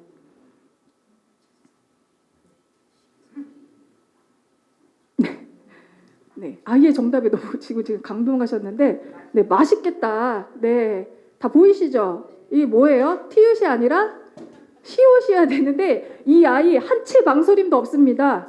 왜 틀렸어요? 나 혼자가 아니라 같이도 이게 잘 몰라 지금. 네, 근데 느낌적으로 이 아이가 지금 맛있겠다가 중요한 게 아닌 거죠? 이 아이가 지금 뭐가 가장 마음에 걸리는 거예요? 이 맛있는 거를 혼자 먹는다? 이건 있을 수 없는 일이죠. 네, 이 아이의 경험은 뭐예요? 맛있는 거 있으면 나눠 먹고 맛있는 거 있으면 친구랑 먹고. 자, 우리 마을은요.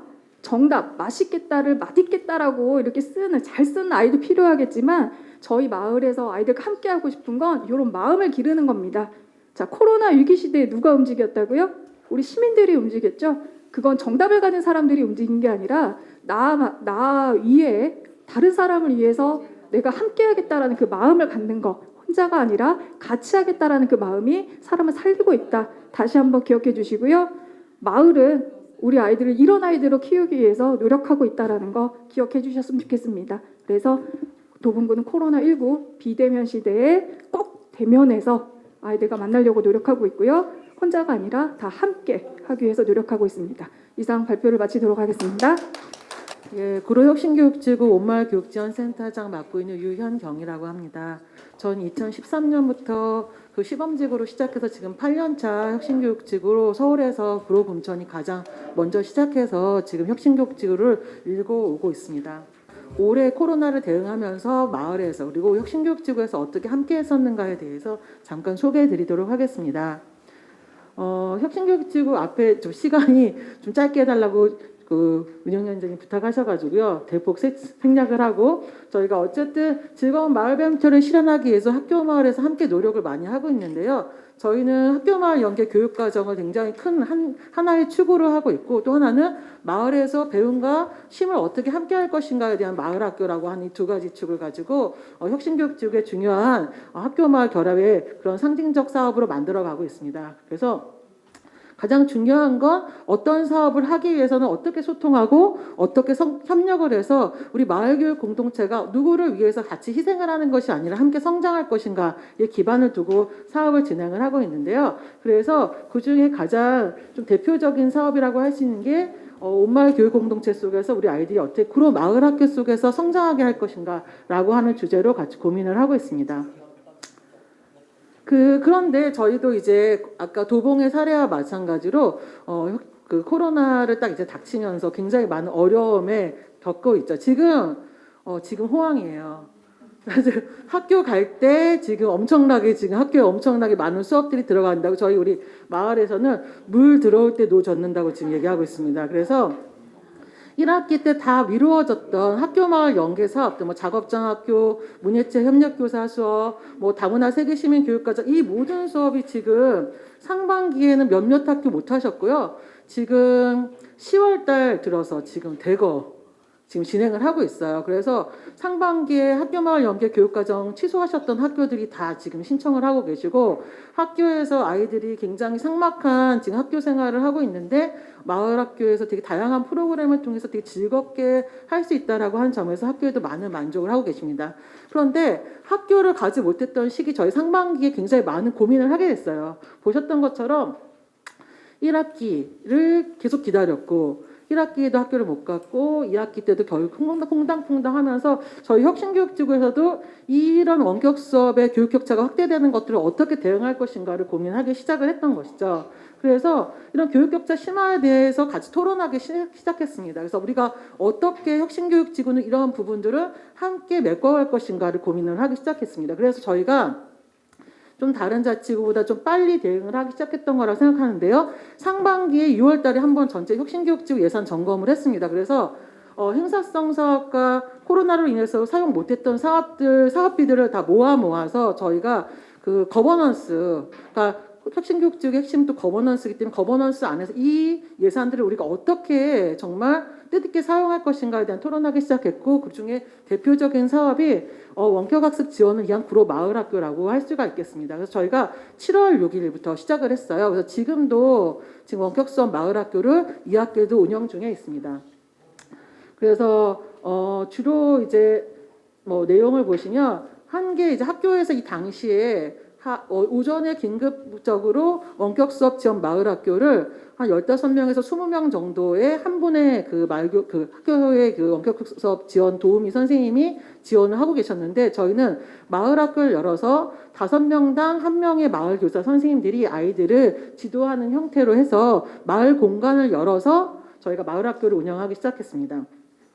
그래서 좀 세부 추진 과정에 대해서 굉장히 저희가 질의가 많으셨어요. 다른 타 시도에서도 많이 전화가 오셨었고 서울의 많은 자치구들에서 어떻게 이 과정을 추진했는가에 대해서 많이 궁금해하셔서 저희가 조금 정리를 해봤는데요. 저희가 첫 번째로 한 거는 26개 초등학교의 원격학습 지원 학급들이 어떻게 운영되고 있는가 조사를 진행했습니다. 그래서 저희가 봤더니 학교 급수가 많고 과밀 학교에서는 굉장히 많은 어려움을 겪고 있다라고 하는 것들이 좀 파악이 되었어요. 두 번째는 지역 내 지역아동센터, 그다음에 온종일 돌봄센터 등에서 오전 돌봄을 어떻게 하고 있는지에 대한 실태를 좀 조사하기 시작했습니다.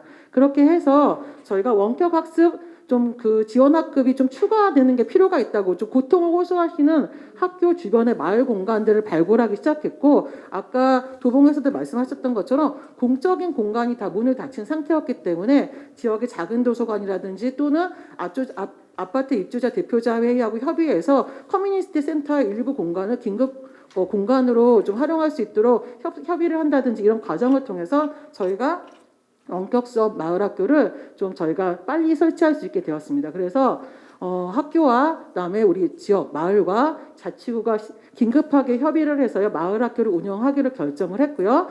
안전하게 마을 학교를 운영하기 위해서 혁신교육지구 예산으로 마을 학교에 방역 꾸러미를 전달하면서 함께 안전을 책임지는 형태로 마을 학교를 운영하게 되었습니다. 그래서 저희 지역에 이제 다들 아시겠지만 원격 수업 마을 학교 굉장히 많은 예산이 들어갑니다. 혁신 예산만으로 사실 충당하는 건 굉장히 어렵거든요. 그래서 일단 시범적 사업으로 학교 마을의 협력적 사례를 어떻게 만들어갈 것인가 고민하면서 저희가 저희 지역에 다둥이들이 밀집되어 있는 천황 지역이 있어요. 기본적으로 이쪽 지역은 아이가 기본 3명 이상이에요. 4명이 일반적이고 그래서 굉장히 많은 아이들이 있는 과대 학교이고 과밀학급인 그런 학교를 좀 그 지역을 좀 지원을 해야겠다라고 하는 것이 첫 번째였고 그다음에 저희가 항동초를 좀 선택하게 됐던 것은 여기도 마찬가지로 대단히 아파트 신규 입주 지역인데 학교가 개교한 지 얼마 안 돼가지고 학교 주변에 지역 차원의 돌봄 기관이 하나도 없습니다. 지역아동센터, 뭐 온종일 돌봄센터 이런 기관들이 없어요. 오로지 학부모님들이 매달릴 수 있는 곳은 학교밖에 없어요. 그래서 학교에 오전에 긴급적으로 원격학습 지원 학급을 5개를 운영하고 있는데도 불구하고 학부모님들이 계속 민원이 있는 학교였어요. 그래서 저희가 교장 선생님들과 학교와 마을 기관이 좀 협의를 해서 긴급하게 아직 아파트가 이제 입주해 갖고 작은 도서관 개관도 안 했는데 저희가 아파트 대표자 입주자 대표자 회의라든지 작은 도서관 관장님들 다 방문해 가지고 함께 협의를 해서 일단 아직 개관도 하지 않았던 작은 도서관들을 활용해서 마을 학교를 열게 되었습니다. 그래서 총 8개를 이제 1학기 때 시작을 해서 마을 학교를 운영하게 됐고요. 학교에서 지원 신청을 받아서 저희가 수요가 넘쳐가지고 저희 마을 기관단도 안전하게 운영하기 위해서 92명에서 이제 나중에 100명까지 됐었는데요. 100명 정도를 선정해서 학교를 운영하게 되었습니다. 굉장히 이제 중요했던 것들은 뭐였냐면은 이런 과정에서 저희가 학교랑 마을이랑 구청이 어떻게 협력적 관계를 유지할 것인가를 서로 토론하면서 업무 협약을 같이 맺었고요. 그래서 이런 과정에서 학교는 마을학교 교사 대상으로 연수를 해주셨고, 그래서 학교에서는 수업을 이렇게 하고 있습니다라고 하는 서로에 대한 이해죠. 그래서 사실 마을 교사가 학부모님이시기도 하시거든요. 그래서 사실 이런 마을학교를 운영하면서 이 마을학교 선생님들이자 학부모이신 이분들이 학교의 어려움을 이해하는 데도 굉장히 많은 도움이 되었다라고 하는 저희가 평가를 했습니다. 구청에서는 안전교육과 기본적으로 방역 지침을 유지할 수 있도록 많은 도움을 드렸고요. 더 전체적으로 마을학교를 운영하고 나서는 마을 교사들끼리 또는 학교 마을 간의 전체적인 평가회의를 통해서 보완 지점을 좀 마련해서 보완 지점을 보완해서 지금 2학기 때는 10개의 마을학교에서 지금 127명이 지금 학교에 등교해서 지금 진행을 하고 있습니다. 방역물품 지원 전달하는 사진이고요. 연수를 진행했던 사진입니다. 그래서 학교 선생님들이 학년별로 어떻게 지금 학교에서는 원격학습 지원을 하고 있는지, 그리고 어떻게 마을에서는 해주셨으면 좋겠는지를 설명해 주시는 사진입니다. 그리고 이 사진은 저희 작은 도서관, 노인정, 마을회관에 있는 카페들 이런 곳곳을 활용하면서 마을 학교를 운영하고 있는 사진인데요. 굉장히 이제 제가 좋았던 점은 뭐였냐면, 저기 오른쪽 끝에 있는 사진이 이제 초등학교 1학년 애들이에요. 집에서 혼자 있을 때는 원격학습에 EBS 동영상 율동이 나와도 노래가 나와도 따라하지 않던 아이들이 같이 모여서 하고 우리 마을 선생님들이 지도해 주시니까 함께 따라하고 리코더도 같이 불고 신체 활동을 하면서 학교처럼 같이 운영을 했다는 점에서 굉장히 긍정적인 평가가 있으셨어요. 그리고 저희가 여기 보시면 마을회관 카페라든지 곳곳을 이제 활용해서 지금 운영을 했었는데요. 학교에서는 아직 발굴하지 못했던 사례들이 마을에 의해서 발굴되었다라고 하는 점이에요. 뭐냐면 학교는 아직 아이들이 별로 등교를 하지 않았기 때문에, 또는 학교에서는 아직 파악하지 못한 학생들이 있었는데 마을에서 선생님들이 여기는 학교에서 말하는 1, 2, 3, 4순위 들어가진 않지만 이 집은 다문화 가정이었는데 엄마가 이 알림이를 읽지 못해서 학교에 신청하지 못했어요 라고는 하는 사례라든지, 또는 아이가 너무 많아서 혼자서 엄마가 집에서 아이를 다 돌볼 수 없는 가정의 경우는 마을 학교에 오는 것이 필요하다라고 안내를 해주신다든지, 또는 부모님이 심리 정서적으로 좀 어려움을 겪고 있어서 아이들이 집중적으로 케어되거나 원격학습 지원이 되지 않는다든지, 이런 사례들은 사실 학교에서 쉽게 파악하기 어려운데 동네에서 발굴해서 이런 사례들을 마을학교에 얘기를 해주시고 학교랑 협의해서 이런 아이들을 선정하여서 저희가 아이들을 추천받아서 마을학교를 운영했다는 점에서 굉장히 의미가 있었다고 저는 판단을 하고 있습니다. 그리고 저희가 이 과정에서 굉장히 좋았던 건 동네에 있는 마을 선생님들과 함께 하다 보니까 선생님과 아이들 간에 마을 학교를 나와도 그 관계는 계속 유지가 된다는 거고요.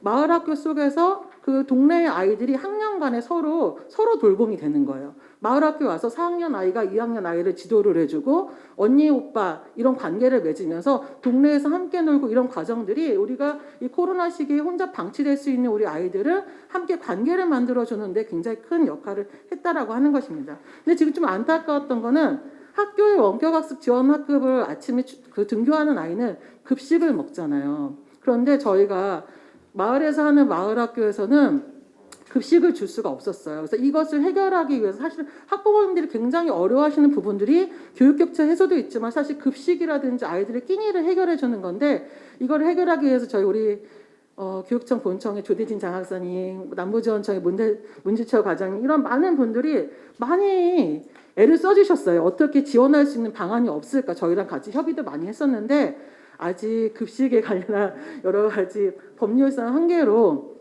학교 급식했던 부분들을 학교 바깥까지 지원하기는 어려웠던 한계가 있었는데 저는 이후에 마을의 역할이 강조되는 이 시기에는 이런 부분들이 좀 해결될 필요가 있다라고 하는 것들을 좀 서울시에서도 함께 같이 고민해 주셨으면 좋겠습니다.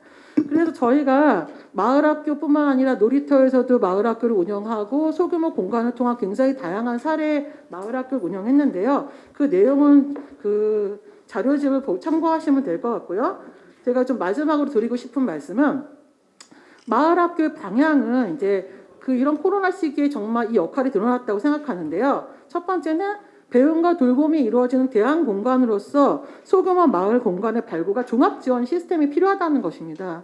사실 이렇게 하려면 굉장히 많은 예산과 또는 여러 가지 물적인 어떤 시스템적인 지원이 필요한데요.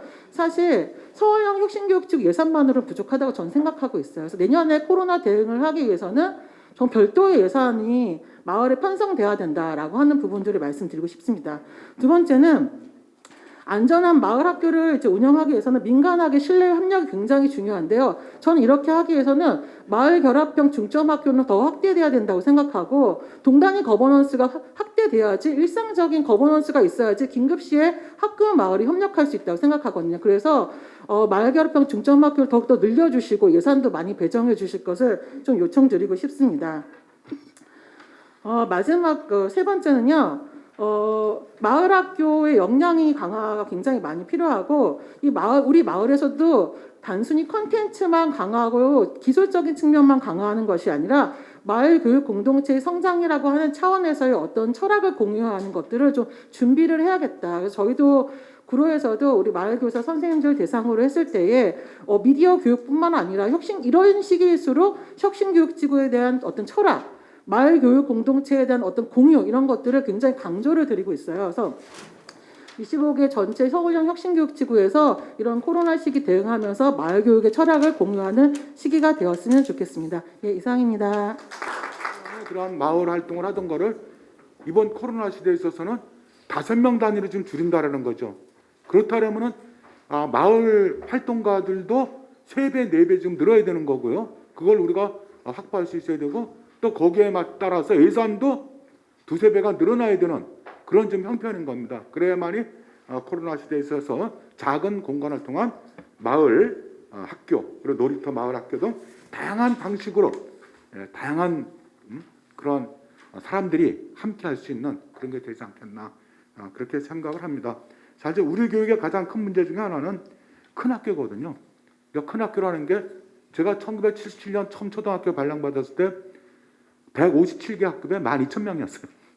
정말 살인적인 그거였는데 지금도 제가 볼 때 큰 학교라는 건 한 300명 이상이면 저는 큰 학교라고 봐요.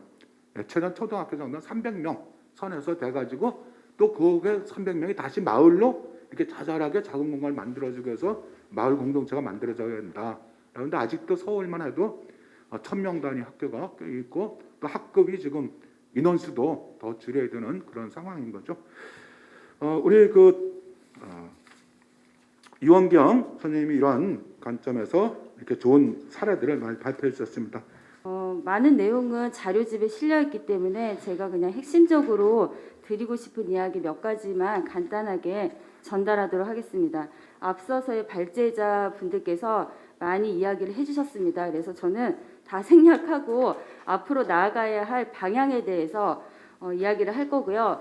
그 방향 부분에 있어서도 당연히 이제 혁신지구는 민간화 거버넌스로 운영되고 있는 공동체이긴 한데 저는 그 주체들 중에서 민이 이 마을 공동체 구축에 어떠한 역할들을 하고 고민들을 해야 되는지 그것을 중심으로 이야기를 좀 해볼까 합니다.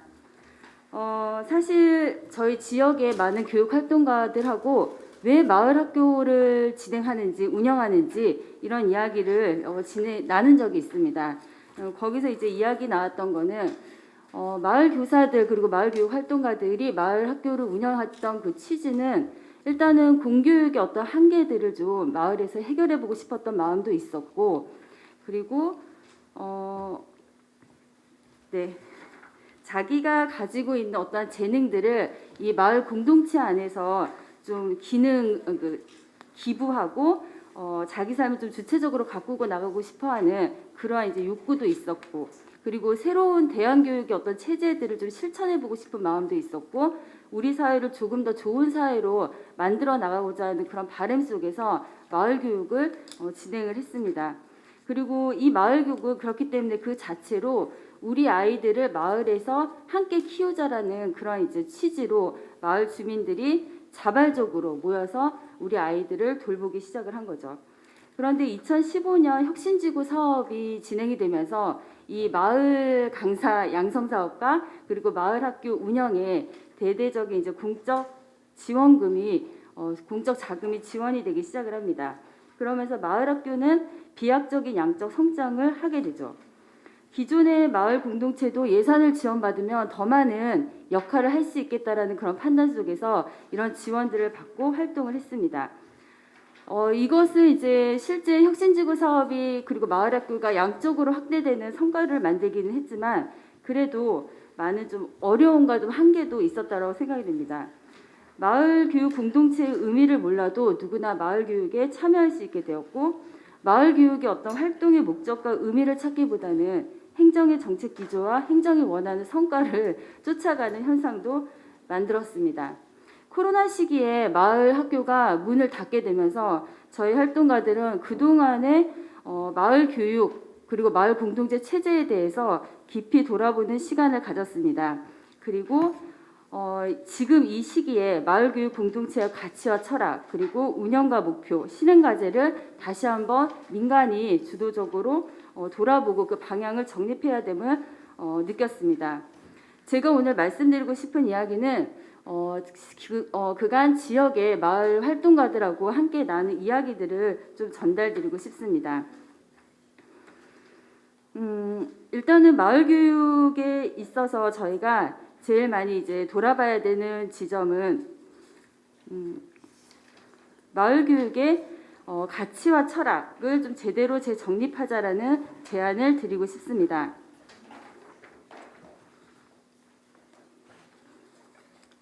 네, 우리는 코로나로 인해서 이제까지 누려왔던 많은 것을 잃고 나서야 전염병을 불러온 인간의 모습을 돌아보았습니다. 무한 성장과 과도한 소비 지상주의로 마음껏 자연을 정복한 인간에게 코로나라는 위협은 큰 위협으로 되돌아왔습니다. 이러한 상황 속에서 돌봄과 살림이라고 하는 마을 공동체의 가치와 철학은 더 중요한 문제라고 생각을 합니다. 지구를 살리고 서로를 살리고 인류를 살리는 삶의 전환이 되는 교육, 그리고 생태적 전환을 이루는 우린 교육은 시작되어야 합니다. 삶과 연결되고 사고와 연결되는 마을 교육이 되기 위해서 마을 교육 공동체 주체들은 더욱더 고민을 해야 합니다. 입시 위주의 경쟁은 지식 전달을 중심으로 진행이 됩니다. 마을 학교는 프로그램을 통해서 경험을 제공하는 형태로 진행이 됩니다. 사실 요즘 경험을 돈으로 주고 사는 시대이기도 합니다. 이러한 현상은 경험의 불평등을 불러오고 교육의 불평등을 불러오고 있습니다. 마을 학교는 이런 측면에서 경험의 불평등, 교육의 불평등을 일정 정도 해결하고 있다고 생각합니다. 하지만 경험이 의미 있는 것이 되게 하려면 삶과 연결되고 사고와 연결돼야 됩니다. 단순히 프로그램을 운영하는 것으로 경험이 되었다라고 할 수 없을 것입니다. 마을 학교는 아이들이 마을 학교 안에서 어떤 경험을 할지, 그리고 그 경험이 어떻게 삶과 연결되고 사고와 연결될 수 있을지 보다 더 깊이 있게 고민하고 교육을 하도록 해야 합니다. 무엇보다도 아이들이 자발적으로 참여하고 스스로의 삶과 사고를 연결짓는 활동을 적극적으로 펼칠 수 있도록 세심하게 준비해야 합니다. 마을 학교가 작은 공동체로 구성되고 민주적으로 운영되도록 해야 합니다. 지금 마을 학교의 가장 큰 문제 지점은 그 마을 학교의 주인이 없다는 것입니다. 행정은 예산을 지급하고 관리 감독을 하고 있고요. 교사들은 프로그램을 운영을 하고 있고요. 어찌 보면은 학생들과 학부모들은 공짜로 체험을 하는 공간 정도로 마을 학교를 인식할 수도 있을 것 같습니다. 이러다 보니 사업이 끊기거나 지원금이 없어지거나 빨리 하도록 하겠습니다. 그렇게 됐을 때는 쉽게 그 마을 학교가 해산되고 공동체가 해산되는 것이 해산되기도 합니다. 이러한 속에서 실제 그 마을 학교가 마을 공동체의 의미와 가치들을 확산하는 공간으로 되어야 된다고 생각합니다. 교사뿐만이 아니라 거기에 참여하는 학생들 그리고 학부모들이 마을 공동체의 의미에 대해서 알고 그 프로그램에 참여하는 것으로 끝나는 것이 아니라 그 이후에 그 마을 공동체에 함께 동참하고 그 마을 공동체를 이어나가는 데 있어서 자기 역할을 할 수 있는 그런 공간이 되어야 된다고 생각합니다. 마을교육 공동체 구축에 대해서도 좀 새로운 전환의 관점이 필요하다고 생각합니다. 지금 혁신지구에서 진행되고 있는 마을교육 공동체는 민간화 거버넌스로 구성되어 있는데 사실은 이제 지역의 중앙 단위의 혁신교육 지구 사업을 논의하기 위한 운영 실무 협의 체계로 진행이 되고 있습니다. 그러다 보니까는 사실은 혁신지구 사업에 대해서 보고하고 논의하고 의결하는 것에만 그치고 있는 거죠. 이게 진정한 마을교육 공동체라고는 생각하지 않습니다. 진정한 마을교육 공동체는 작은 마을의 그 교육 공동체가 선으로 연결되고 그게 거대한 면이 되어서 활동가 중심 그리고 마을의 작은 공동체의 중심으로 네트워크가 형성되는 것이라고 생각을 합니다. 마무리를 하도록 하겠습니다. 저 사실은 이제 그레타 툰베리가 그런 얘기를 했죠. 미래가 없는데 왜 학교에 가라고 하냐. 우리 교육은 어떠합니까? 재난의 시대에 우리 아이들에게 미래를 알려주고 무엇을 준비해야 될지 생각하게 하기보다는 당장의 눈앞에 입시, 여전히도 그 입시를 바라보고 그 준비를 하라고 이야기하고 있습니다. 저는 이러한 문제를 보면서 우리 지금 기성 세대들이 그리고 우리 교육하고 있는 사람들이 우리 아이들의 미래를 담보로 현 체제를 유지하는데 너무 급급한 모습은 아닌가. 이러한 모습에 대해서 좀 크게 돌아봐야겠다라는 생각을 하고 있습니다. 그렇기 때문에 현 입시 제도에 대해서 저항하고 새로운 교육 체제를 만드는 일에 우리 마을 교육 공동체가 또 함께 해야 된다라고 생각을 합니다. 사회학자 엄교 선생이 그런 얘기를 했습니다. 재난의 시대 어떻게 하면 교육의 방주가 될 수 있고 방주를 만드는 사람을 기르는 교육이 될 수 있을까? 이 무거운 질문에 우리가 깊이 함께 고민하고 답을 하였으면 좋겠습니다. 감사합니다. 목표와 운영, 실험 과제를 다시 정리할 필요가 있다. 라는데 동감합니다. 왜냐하면 우리가 양적으로는 굉장히 발전을 했는데 질적인 발전, 특히 질적인 발전이라는 것은 이 마을 학교가 민주적인 운영, 특히 자치와 자립의 원칙을 세우는 그런 민주적인 운영으로까지 나가야 되는데 그게 안 될 경우에 이제 깨지는 경우가 많은 거죠. 여기에 대해서 심각한 그 제안을 해주신 거고요. 아마 이걸 통해서 아마 제2기의 토론을 해야 되지 않을까 그렇게도 생각이 드네요. 저희는 이제 혁신교육지구 사업을 6년 진행을 하면서 마을의 성장도 이루어졌고 가장 큰 성과는 민간화 거버넌스가 지역마다 구축되었다라고 생각을 합니다. 갈등도 있고 여전히 불만도 좀 있을 수 있지만 혁신교육지구 6년에 어린이 청소년의 교육이라든지 마을 환경의 삶 그리고 사회적 현안을 논의할 수 있는 민간화 거버넌스가 우리가 있기 때문에 이 민간화 거버넌스를 통해서 재난 공동대응 논의를 했으면 좋겠다는 생각이 듭니다. 서울시 교육청에서 제시했던 도담도담 사업은 굉장히 의미가 있지만 이것이 사업으로 내려오는 것이 아니라 재난 상황에 어떻게 민간화 거버넌스가 가동할 것인가 이런 관점으로 이야기됐으면 좋겠습니다. 이 민간화 거버넌스는 사실 지난 대통령 소속 자치분권위원회에서 보면 주민 참여를 통한 교육자치와 지방자치 협력 활성화 방안을 제시하고 있습니다. 혁신교육지구에 지역 네트워크 기반으로 해서 돌봄, 방과 후, 진로, 시민교육 활성화 방안 마련이 2020년에 과제로 되어 있습니다. 이 내용들이 사실 마을 각 지역에서 활동하고 있는 내용들이라고 생각을 합니다. 이러한 사업들과 연계되어서 민간화 거버넌스로 활성화시키고 실질적으로 교육자치로 그리고 많은 권한, 기본 환경 조성과 필요 교육에 대한 고민을 지역에다가 가감하게 마을과 학교에다가 주어야 한다고 생각을 합니다. 그래서 교육 서비스 질 제고를 위해서 지역 자원을 활용하는 것이 아니라 제도를 개선하고 그들에게 권한과 책임을 주어야 한다고 생각을 합니다. 그러려면 마을 교육의 내용도 굉장히 다양해져야 된다고 생각을 합니다. 그래서 이 코로나 시대 속에서 또 아이들의 삶의 환경을 바라보면서 마을의 교육의 주체들이 고민을 할 거라고 생각을 하는데, 저희의 입장에서는 첫 번째, 정보 접근성이 높아졌으니 정보와 콘텐츠를 비판적으로 이해하고 자신의 생각을 책임 있게 표현, 소통할 수 있는 미디어 리터러시 교육을 지역에서 준비해야 된다고 생각합니다. 또한 자기 안전을 스스로 지켜낼 수 있는 자기 방어 훈련도 저는 지역에서 필요하다고 생각을 합니다. 뿐만 아니라 코로나 상황에 대해서 원인을 같이 논의해야 할 수 있는 장이 펼쳐져야 된다고 생각을 합니다. 그래서 코로나 상황을 설명하고 대안을 함께 마련하는 배움의 현장이 마을에서 만들어졌으면 좋겠습니다. 이것은 바로 기후 위기 문제라고 생각을 합니다. 코로나의 원인에 대해서 논의하고 해석해야 되는데 사실 어른들도 잘 모릅니다. 성인들도 마을 강사들도 잘 모르기 때문에 청소년들과 함께 배우고 만들어 나가자라고 해서 적극적으로 이 문제를 지역에서 해결했으면 좋겠다는 생각이 듭니다. 이러한 마을의 교육 내용들이 이루어져야 할 것이라고 생각을 하고 있습니다. 저희 은평구에서는 2012년부터 학교 교육과정을 지원한 교육 콘텐츠 강사분이 있습니다. 이분들이 사실 마을의 긴급 지원을 진행해야 한다고 생각을 합니다. 청소년 관련 중간기관들을 포함해서 공공에서 방역을 관리하고 교육과 돌봄을 함께 할 수 있다면 이분들의 마을의 일자리 그리고 경제적인 문제뿐만이 아니라 청소년들은 삶 속에서 만나는 마을 강사들을 만나게 될 거라고 생각을 합니다.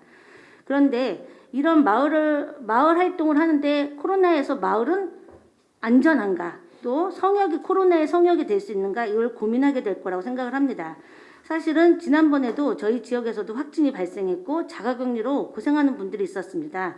그러나 추가 확진이 없고 비상 연락망이 가동되었습니다. 촘촘한 관계망에서는 가능할 거라고 생각해서 방역과 생활이 균형을 이루고 바이러스의 익명성을 좀 해체시켜서 안전한 사회적 관계망을 엮어내는 거 마을에서 할 수 있을 거라고 생각을 합니다. 여러분들도 모두 다 고민하시고 또한 알고 계실 거라고 생각을 합니다. 미래교육, 혁신교육의 중요한 방향은 삶의 교육입니다. 삶의 문제를 함께 해결하는 과정. 이것이 저는 마을교육이 될 것이라고 생각하고 이것에 대한 과정을 상호 배움을 통해서 마을교육을 만들어 나갔으면 좋겠다고 생각을 합니다. 그래서 우리의 마을교육은 혼자 하는 것이 아니라 자신의 문제에 몰입하지 않고 함께 살아감을 통해서 이웃의 문제를 바라보고 상생을 배우는 마을 그리고 사회적 문제를 직접 해결하가는 민주주의 실천의 조직으로서 마을 교육들이 만들어져야 되고 2021년 혁신교육지구 사업은 마을교육의 확장으로 사업이 대대적으로 변했으면 좋겠다는 생각이 듭니다. 그리고 혁신교육지구 사업에서 진행되고 있는 수업방법 개선 사업은 교육청의 사업을 통해서 진행되어야 하고 이러한 부분 속에서 아이들의 개별 맞춤형 교육은 학교에서 해결해야 된다고 생각을 하고 이 혁신교육직은 마을교육 확장이 중심이 되어야 되지 않을까 생각을 합니다. 그래서 마을 배움터의 지원, 마을 강사를 포함한 마을 사람에 대한 지원, 정보와 네트워크 플랫폼을 구축했으면 좋겠다고 생각을 합니다. 마을이 배움의 현장이 되는 것, 이것이 곧 마을의 교육입니다. 그리고 미래교육이라고 생각을 합니다. 그리고 우리가 청소년들과 함께 할 일은 교육의 주체로 나가는 것이라고 생각을 하고 이런 마을 교육의 준비가 되었을 때 학교 교육도 변화할 수 있을 거라고 생각을 합니다. 이제는 진짜 하나이를 키우는데 온 마을이 필요할 때입니다. 혼자 할 수 없지만 함께 한다면 가능하다고 생각을 하고 민가나 거버넌스라고 하는 것 속에서 서로의 부족함을 인정하면서 서로를 보완하는 신뢰의 관계를 형성한다면 불안감보다는 서로에 대한 신뢰로 사회를 안전하게 만들 수 있을 것이라고 생각을 하고 혁신교육지구 사업도 더욱더 풍성해질 것이라고 생각을 합니다. 우리가 원하는 것은 어린이 청소년들이 자기 방역의 주체가 되고 서로 돌봄이 이루어질 수 있는 사회적 관계망 구축, 사회적 신뢰 강화일 거라고 생각을 하고 이 부분에 관련돼서 혁신교육지구 사업이 적절하게 배치됐으면 좋겠다는 생각을 합니다. 예, 이상입니다. 토론 일과 마찬가지로 토론보다는 발제에 가까운 말씀을 하셨어요. 예, 그 두 분이 이렇게 말씀을 하신 거는 결국 마을형 학교가 이 마을 학교들이 또 지역 활동가들이 어떻게 움직일 수 있는지 특히 그분들한테 어떤 권한과 책임을 주어서 어떻게 자치적으로 할 수 있는지 여기로 나가자는 것에 대한 그런 간절한 마음이 있는 거죠. 그래서 아마 이거는 다시 또 한번 시간을 마련해서 정말 이 부분만 가지고 토론을 깊이 하고 우리가 서로 마을 활동가들의 지역 활동가들의 철학을 공유하는 게 중요하지 않겠나라는 생각이 듭니다. 감사드리는 마음으로 이미경 센터장님께 다시 한번 박수 보내주시고. 지금 여기 그 발제 토론을 맡아주신 분들의 주체들이 다양한데요. 각자 자리에서 어떤 역할을 해주실 수 있으신지 좀 짧게 말씀 부탁드리겠습니다. 굉장히 잘하고 있는 줄 알았습니다. 그런데 코로나가 딱 터지니 혁신교육이 멈춰야 하는 상황들이 발생했습니다. 아까 뭐 전쟁통에도 학교는 계속되었는데 뭐 이렇게 했다는 것처럼 혁신교육이 멈출 이유가 있다라는 상상도 하지 못했던 것 같아요. 근데 이제 그거는 온 세계가 마찬가지였겠죠. 코로나는 처음이었으니까. 그런데 문제는 이제 이런 것들 발전, 오늘 이제 제가 이제 의견들도 지금 댓글들도 막 보고 있는데 구체적으로 어떻게 하면 할 수 있냐. 그러니까 알겠다, 다 좋아, 맞아, 필요해, 다 동의해. 그런데 어떻게 하면 할 수 있느냐라는 질문들을 많이 주셨습니다. 그래서 아까 다짐도 하셨으니까 우리가 어떻게 해야 하느냐. 일단은 공무원들이나 장학사들이나 학교 교사나 마을이나 문제는 지금 코로나로 인해서 다 닫혀 있는 이 법을 어길 수는 없잖아요. 그러니까 안전을 위해 닫았는데 안전이 위협받고 있는 이 현실에 어떻게 해야 하면 좋을지 의견을 조금 듣고 싶습니다. 네, 그래서 인터넷에 올린 분들을 제가 읽어드리겠어요. 그래서 혹시 이제 이건 내가 답변할 사항이야라는 게 좀 잡아서 해주시면 됩니다. 1. 마을 공동체 내 마을 학교 활성화 방안에 대한 정책으로 어떤 것들이 있는지요. 코로나 시대에 교육부 예산 책정이 필요하다. 이건 교육부하고 또 얘기해야 되네요. 제가 적극 권장하겠습니다. 권유하겠습니다. 교육부에. 학교가 마을과 교육, 돌봄을 함께 하도록 개방하는 것이 가능한지요. 이건 지금 학교분이 직접 없기 때문에 교육청에서 답변해야 될 문제 같네요. 학교 교사들의 역할에 마을과 학부모가 돌봄 교육을 가능하도록 해야 하는데 학교 입장은 어떤지요. 5번에 마을학교 공간 활성화 방안이나 예산 확보를 위한 준비가 있나요? 마을 교사를 신뢰할 수 있는 방안들이 먼저 준비되어야 아이를 믿고 맡길 수 있을 것 같습니다. 역시 이게 아까 마을 교사 지역활동가 철학 공유 문제죠. 마을 돌봄은 마을에서, 학교 돌봄은 학교에서. 돌봄 근로자 기관제 위탁 등 어려운 연속적인 지원이 필요하다. 이게 이제 자꾸 단기로 끝나니까 여기 연속적으로 계속해야 된다는 거죠. 이어서 아이들의 동선 내에 돌봄과 교육과 함께 마을 돌봄을 해줘야 된다라는 게 있고, 여기 이제 10번에 다시 또 올라와 있는 게 마을 교사들이 어떻게 돌봄을 함께 할 수 있는지 구체적 방안이 나오면 좋겠습니다.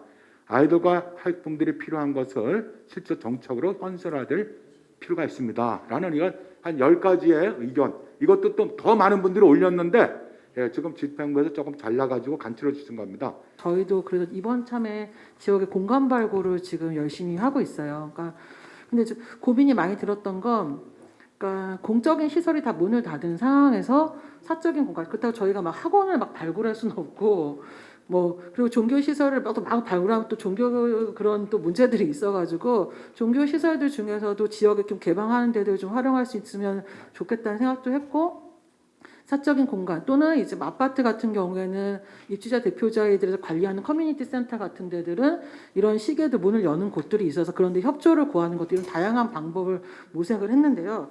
사실은 이런 공간들을 더 발굴하고 사실 이 공간이 유지되게끔 하기 위해서는 그 사적 공간만의 책임으로 줄 수는 없다고 생각합니다. 그래서 좀 물적인 지원이나 어떤 제도적 지원, 안전하게 운영될 수 있는 제도적 지원이 필요하다고 생각하고요.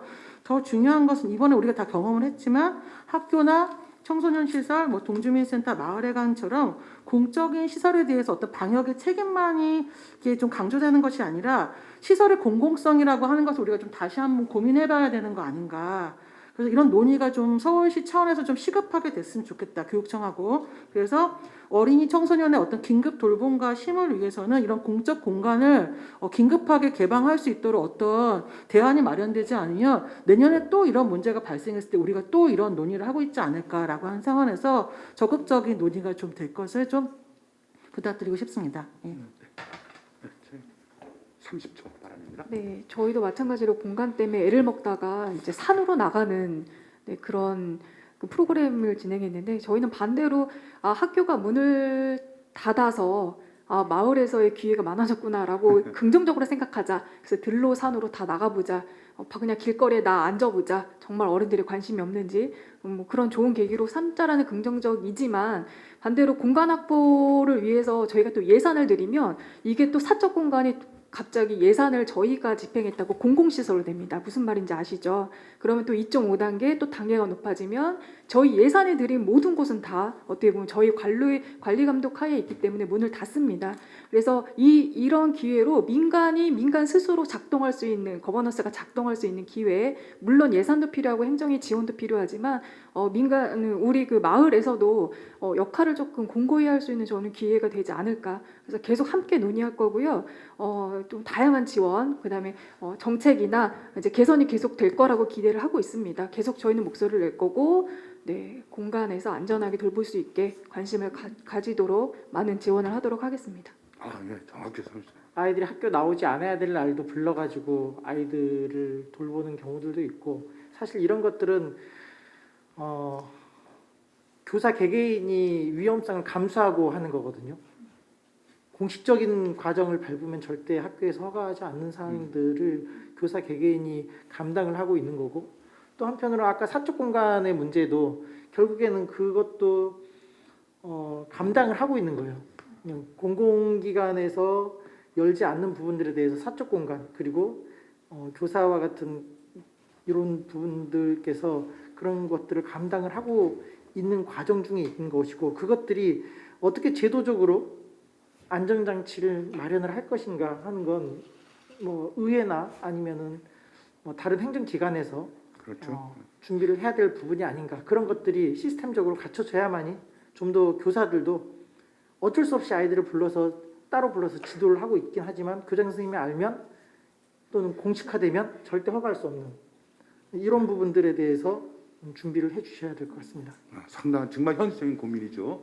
저도 학부모로서 다 중단되어야 됐었던 사업들을 저희는 영등포에서 그냥 제가 책임지겠다고 사업을 다 혁신교육지구 사업을 다 진행했었습니다.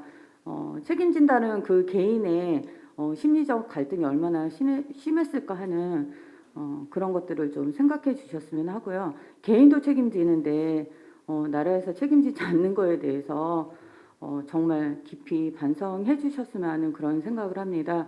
그래서 그 책임과 권한에 대한 것들을 계속 얘기하고 있는데 그게 함께 했으면 하는 거고요.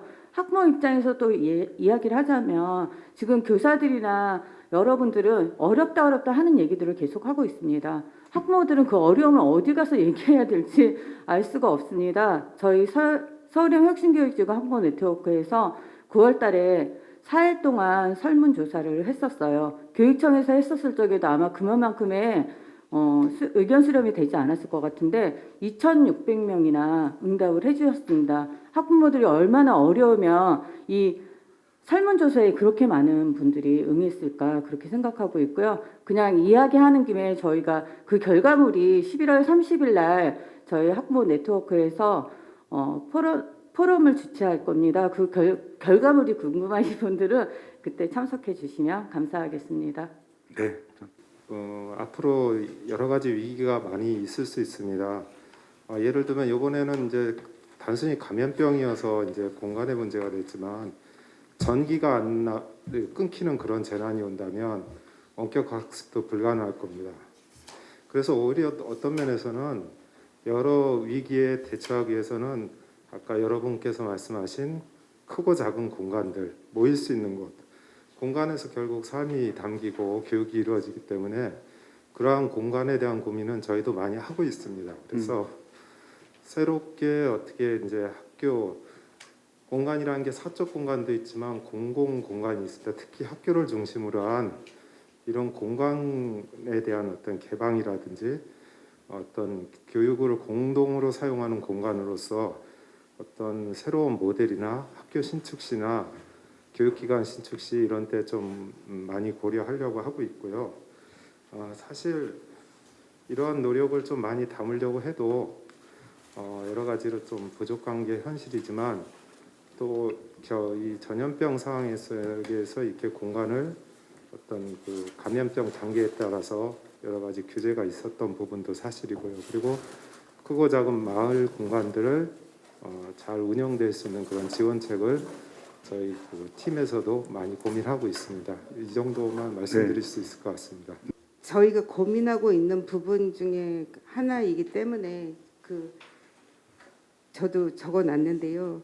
이제 저희가 이제 물론 현재 제도 하에서 이렇게 같이 고민하고 뭐 건의하고 그런 방향으로 나가는 한계가 있어서 그 부분은 좀 아쉽지만 아까 여기 발제나 그런 데서 이제 말씀해 주신 여러 가지 신뢰 부분하고 그 기간제 근로자 연속성 문제 그리고 공간 문제 다시 한번 저희도 이제 고민해야 되는 그 계기로 만들어 주셔서 이제 감사드립니다.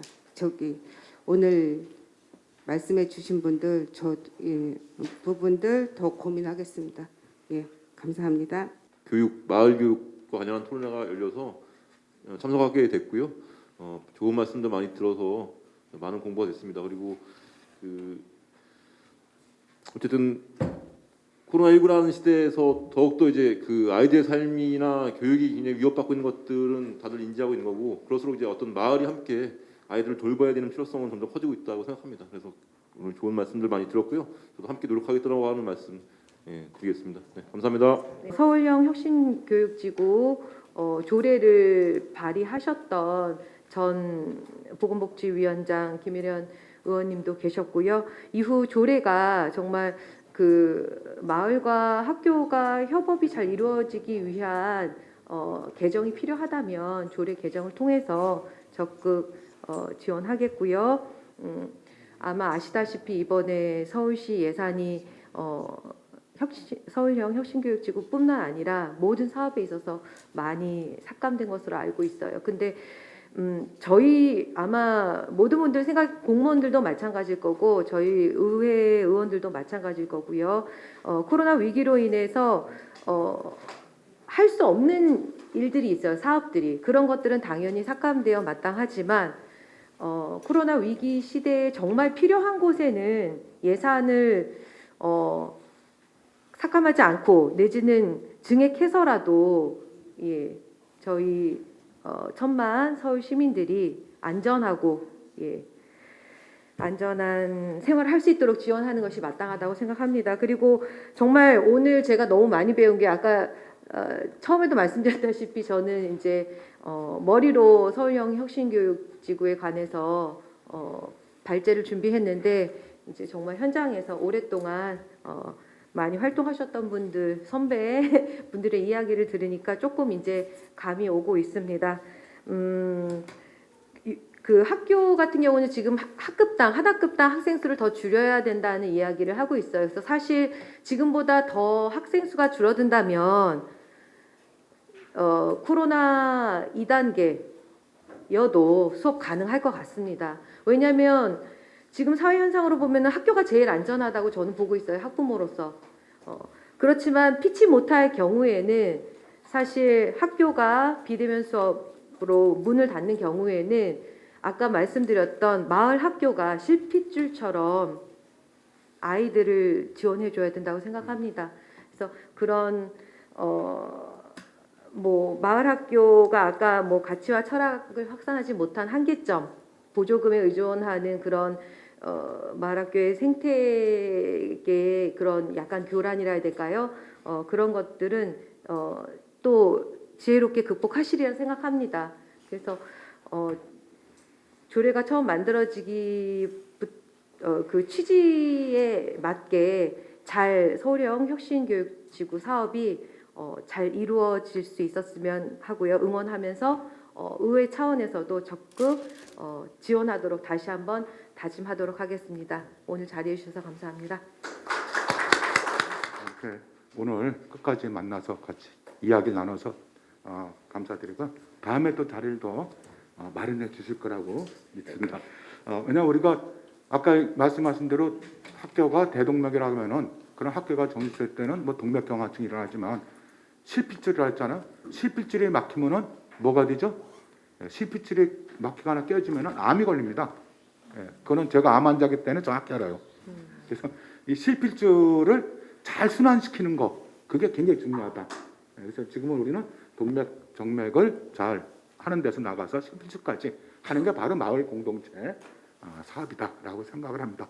그래서 오늘 이거 마치면서 여러분들이랑 자료나 이런 것들 이렇게 잘 확인해 보시고 다시 한번 봐주시기 바라고 또 오늘 인터넷으로 참여하신 분들도 그런 의견이 있으시면은 저희 지역사회 네트워크나 학교 네트워크나 또는 중앙위원회 위원들, 민대표 위원들한테 의견을 계속 내서 가지고 우리가 함께 만들어가는 그런 사회가 됐으면 좋겠습니다. 그럼 이것으로 오늘 우리 코로나 위기 시대에서의 아동 청소년 마을 내 교육 활성화를 위한 서울형 혁신교육지구 발전 방향에 대해서 정책 토론을 마치도록 하겠습니다. 예, 감사합니다.